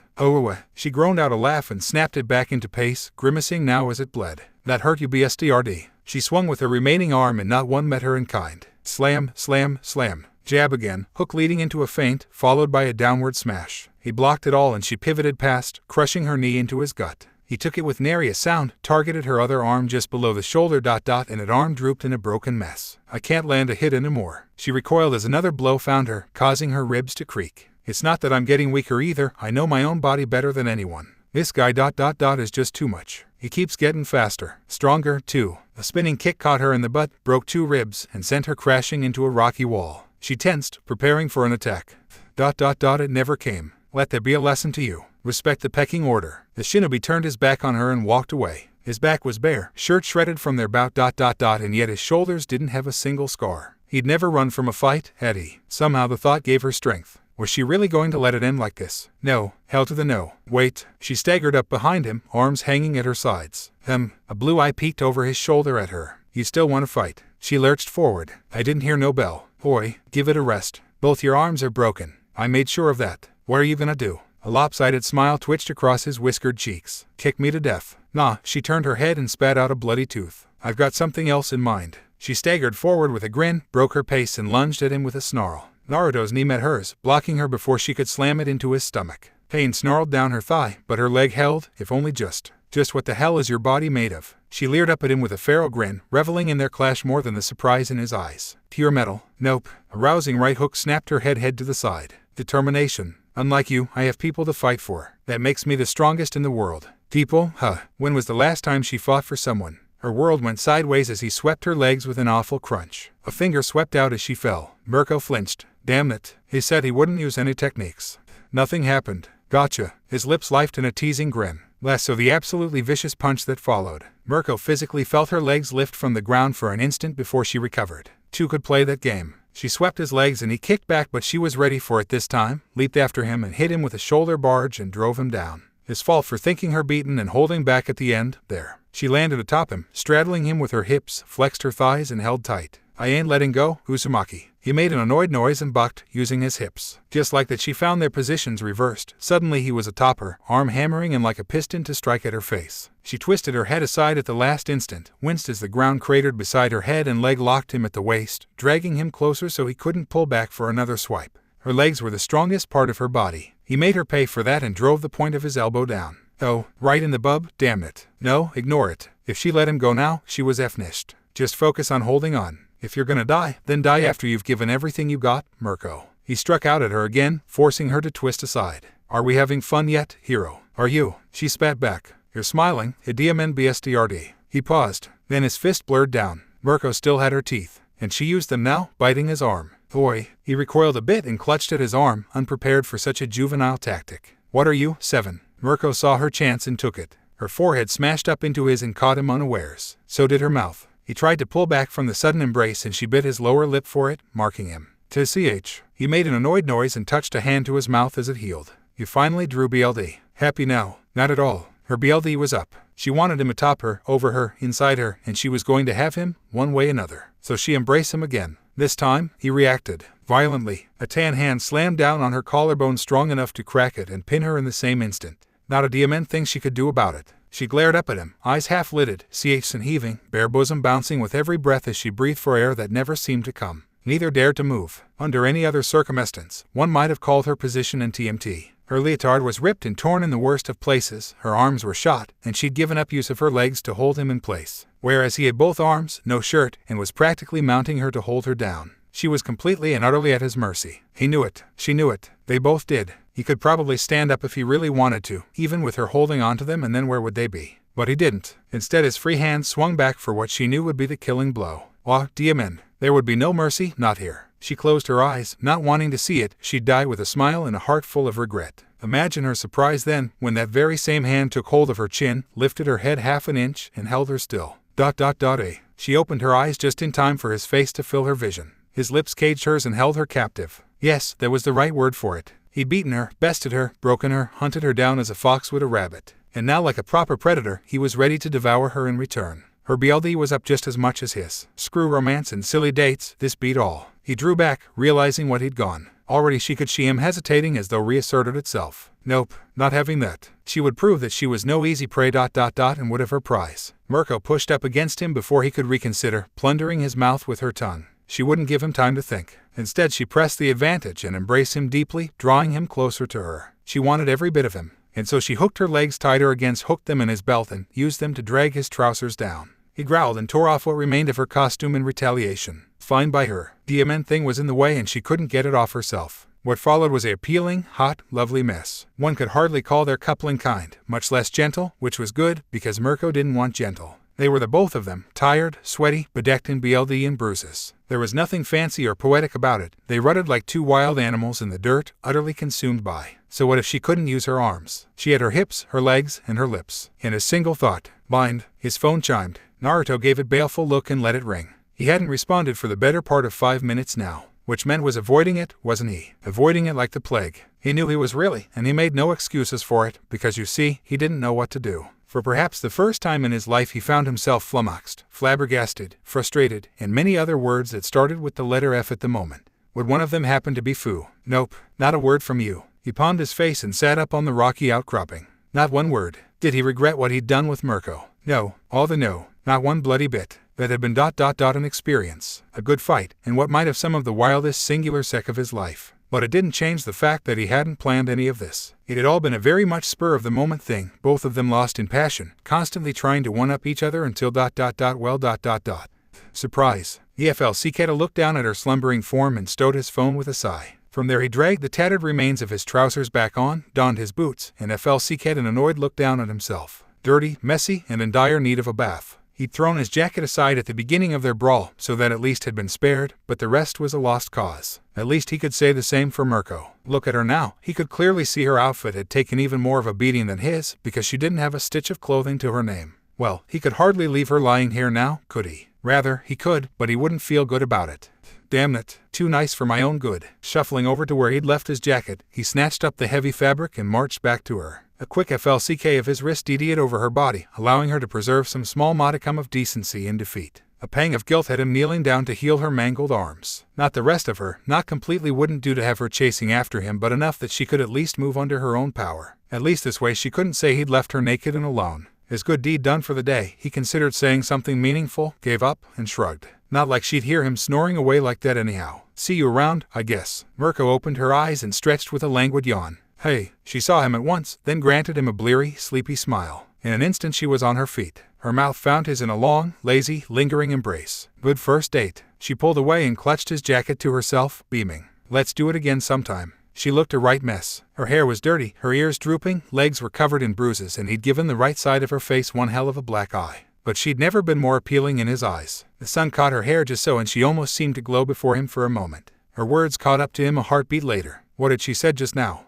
Date. Naruto's jaw CLC opened before he forced it back up. You called it a date. We tried to kill each other. I know, right? Mirko clapped her hands, ears twitching. I had a blast. Huh. She looked down and flexed her hands into fists. You fixed my arms. Thanks for that. Would have been a pain having recovery girl look at them and all. Oi, Mirko. Call me Rumi. She batted her long lashes at him, wearing a small, sinful smile. Stirred on him again. Naruto shoved it into a box and locked it up. Rumi, then. He amended carefully. What now? Look, she waffled a hand. This doesn't have to be complicated. I don't want to butt in with you and the Todoroki girl, or whoever you're with. This was fun. Her ears drooped a little, betraying her emotions. We can do it again sometime or not. I've never really done flowers or fancy dates. Her ears twitched again, and he noticed. Give me a good fight or a lazy movie weekend any day. She's a keeper. Shunting Kurama's vocal opinion aside, he shook his head. I've got to get back to the brats. I was shopping for groceries before you attacked me, remember? Yeah. Rumi managed to look at least a little sheepish at that one and actually scratched the back of her head. Sorry about that. I'll pay for any damages. Wait, but if they're your brats they gotta be strong, right? At his baffled nod, she lit up again. Let me fight him sometime.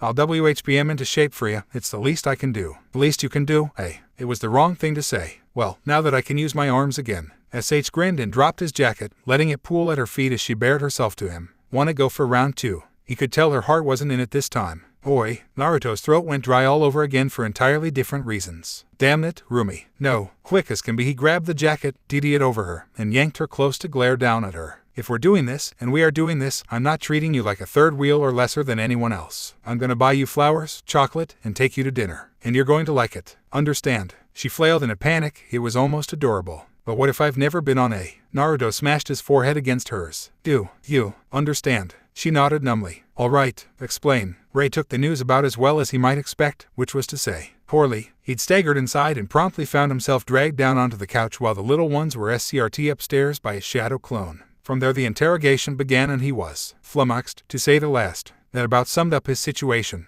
Mirko was something of an unexpected ally on his part. A diamond in the rough, if you will. He hadn't expected to find her, fight her, much Fuuiuhuadir Ray was giving him that look again. As was kinda. He didn't even have anyone to deflect their anger on. Rumi had rabbited ha. The second he mentioned bringing her home. Maybe that was for the best. If she didn't know where he was, she couldn't report that to her superiors. And if she wasn't here, Nagant and Ray couldn't rip into her. Mirko struck him as the type to do what she liked, with whom she liked, when she liked. Loudly, his face burned at Kurama's jab. So let me get this straight. Toya's mother held up a finger. The two of you. Yeah. He palmed his face. We did. My bloody was up. I wish I could say I was sorry. But you're not. And he wasn't. It was the crux of the matter. It hadn't been done with any ill intent, but he wasn't about to apologize either. Kinda touched one hand to her cheek with a rueful sigh. Rumi always was a bit of a hothead and a battle junkie. This seems like something she'd do. I'm guessing your BLD was up. Naruto muttered an affirmative. Did she initiate? A nod. Honestly, you. Ray pinched his right cheek for all the good it did her. It didn't harm him in the least, despite her tirade. Why is that you attract all kinds of trouble? I love you for it, but still. Thor, just how many women are you going to woo? It's not like I tried to. That said, Nagant crossed one long leg over the other and thumbed her chin. This might work out in our favor. I'm someone on the outs with the Hero Association these days as it is, but Mirko, she's in the top 5. She can access information we can't, and as we've seen, we can beat her if need be, or Naruto can. Naruto turned a wary look on her. Thanks, Ray hummed. You're being awfully calm about this. Oh no, I'm livid. Nagin's smile was sharp. He's sleeping on the couch tonight. Ah, and now they came to the part he'd been dreading. Oi, can you please not talk about me like I'm not here? Ray tilted her head. Did you hear something? Kain inspected her fingernails. Not at all. I believe it was the wind. All right, I deserve this, but can we get back to the benefits of... What benefits? Tenko and Toya poked their heads over the couch, ever curious. When did they sneak back down here? Under normal circumstances, Naruto would have chided them for that and sent them upstairs. Now, chance, boys. He wrapped his sons up in his arms, dragged them over and planted each on a knee. See, Mir, you have perfect timing.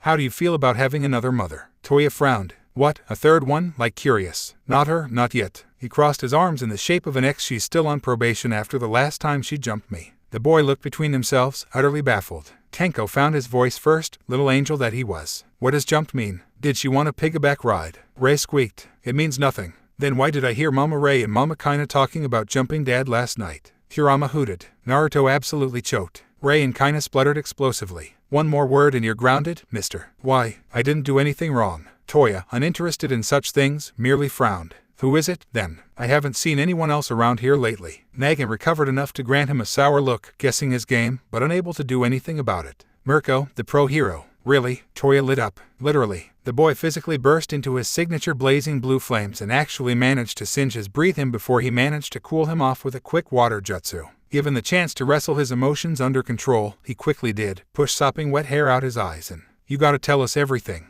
Naruto FLC had a bemused glance Ray's way. She and Kaina huffed, but didn't deny him. Progress. And so he did just that, regaling the little lads with a colorful, albeit highly edited version of what had transpired. Tenko tilted his head, and she agreed to that. Well, she'd been a bit more blunt about other things obviously. If they're your brats they gotta be strong, right? Let me fight him sometime. I'll WHPM into shape for you, it's the least I can do. She's interested in training you, yes. He answered tactically. The boys whooped and pumped their fists, delighted by the prospects. He could see Ray wavering. Kaina, meanwhile, wanted to be angry with him, but she'd been there and knew he'd had no say in the matter. Mirko had been the one to attack him, not the other way around. She'd initiated this hot mess and all that followed, but perhaps that was the best. They'd been getting comfortable, stagnant. With an army at their backs it was easy to let your guard down and relax. But the HPSC didn't know they'd swiped control of the Meta Liberation Front. If they did they might have been cautious. Instead they'd sent a berserker bunny after him. Really, what were they thinking, sixing the number 5 hero on him when he'd already beaten their second best and evaded countless others? They had to know he'd win, which meant they might not have sent her at all. She'd practically admitted to hunting him down while he had her squealing on her back, after all. Was their encounter a coincidence? A twist of fate? Was she simply in the right place at the right time? Mirko had been fun to fight, but her arrival had also been convenient for him, almost worryingly so.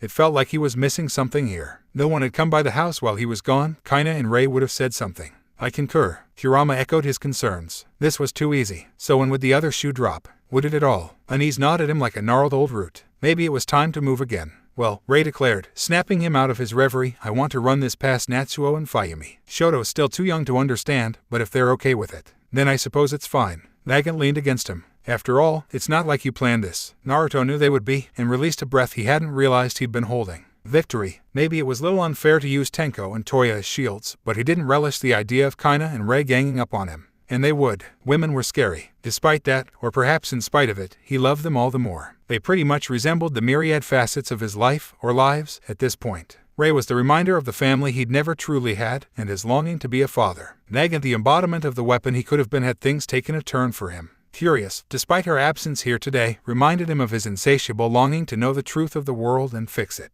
Mirko ...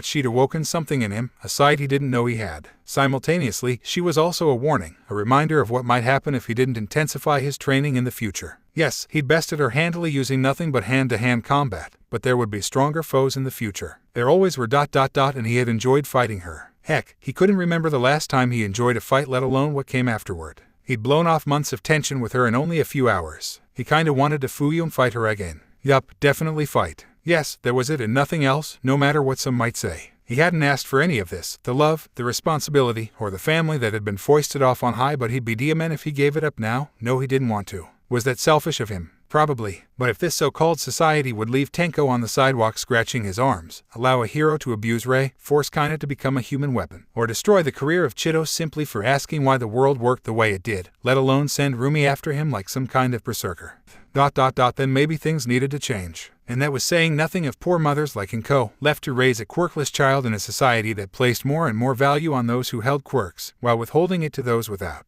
How many innocents were out there, begging for help, to be saved, unable to help themselves? The thought sparked something in his scent. He didn't want to be the one to change the world. Frankly, it sounded like a lot of work, but it was becoming more and more apparent that there wasn't anyone willing to do it, or if there were, he just hadn't met them yet. If he could find someone more capable than him, he'd happily hand off the reins. For now, he'd keep failing upward and fake it until he could make it. He'd succeeded thus far by chance and blind bloody luck, but his luck wouldn't last forever. Sometimes he wondered if this was real, if he would just wake up back in the elemental nations, only to find it all a mad fever dream. It scared him. No, don't think about that. His life here was real. It had to be. The people here were real and deserving of protection. If no one else would. A yawn forced its way past his lips, to which he heaved a sigh and leaned back on the sofa. I'm sleepy. Rest, then. Ray patted his hand. We'll be here when you wake up.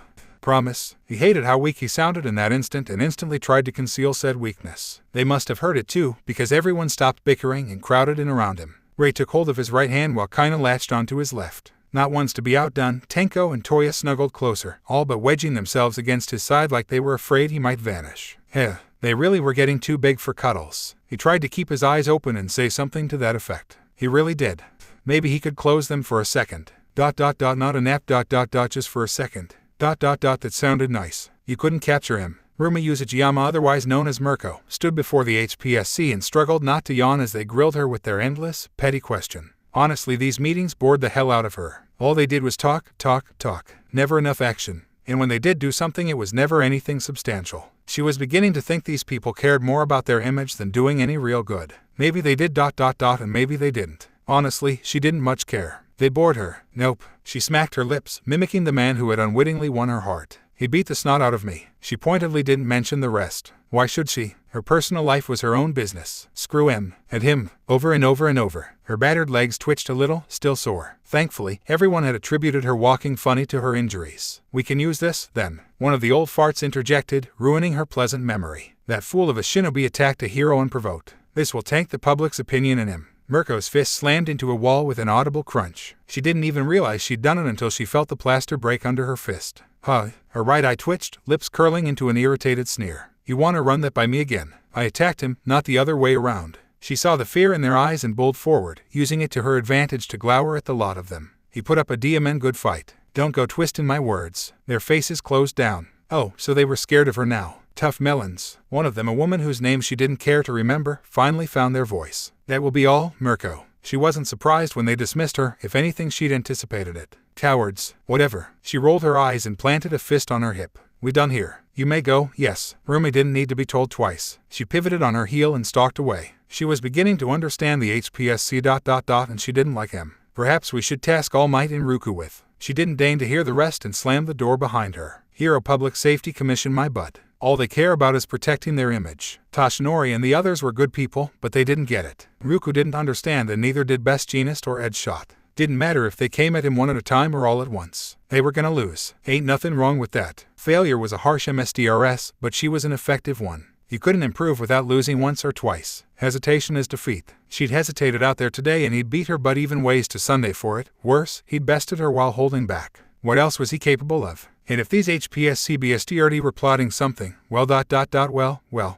someone really ought to tell him before another pro hero jumped in broad daylight, or worse. There was her excuse right there. Mirko lengthened her stride as she walked away. None saw her smile, nor heard her words. See ya soon, Whiskers.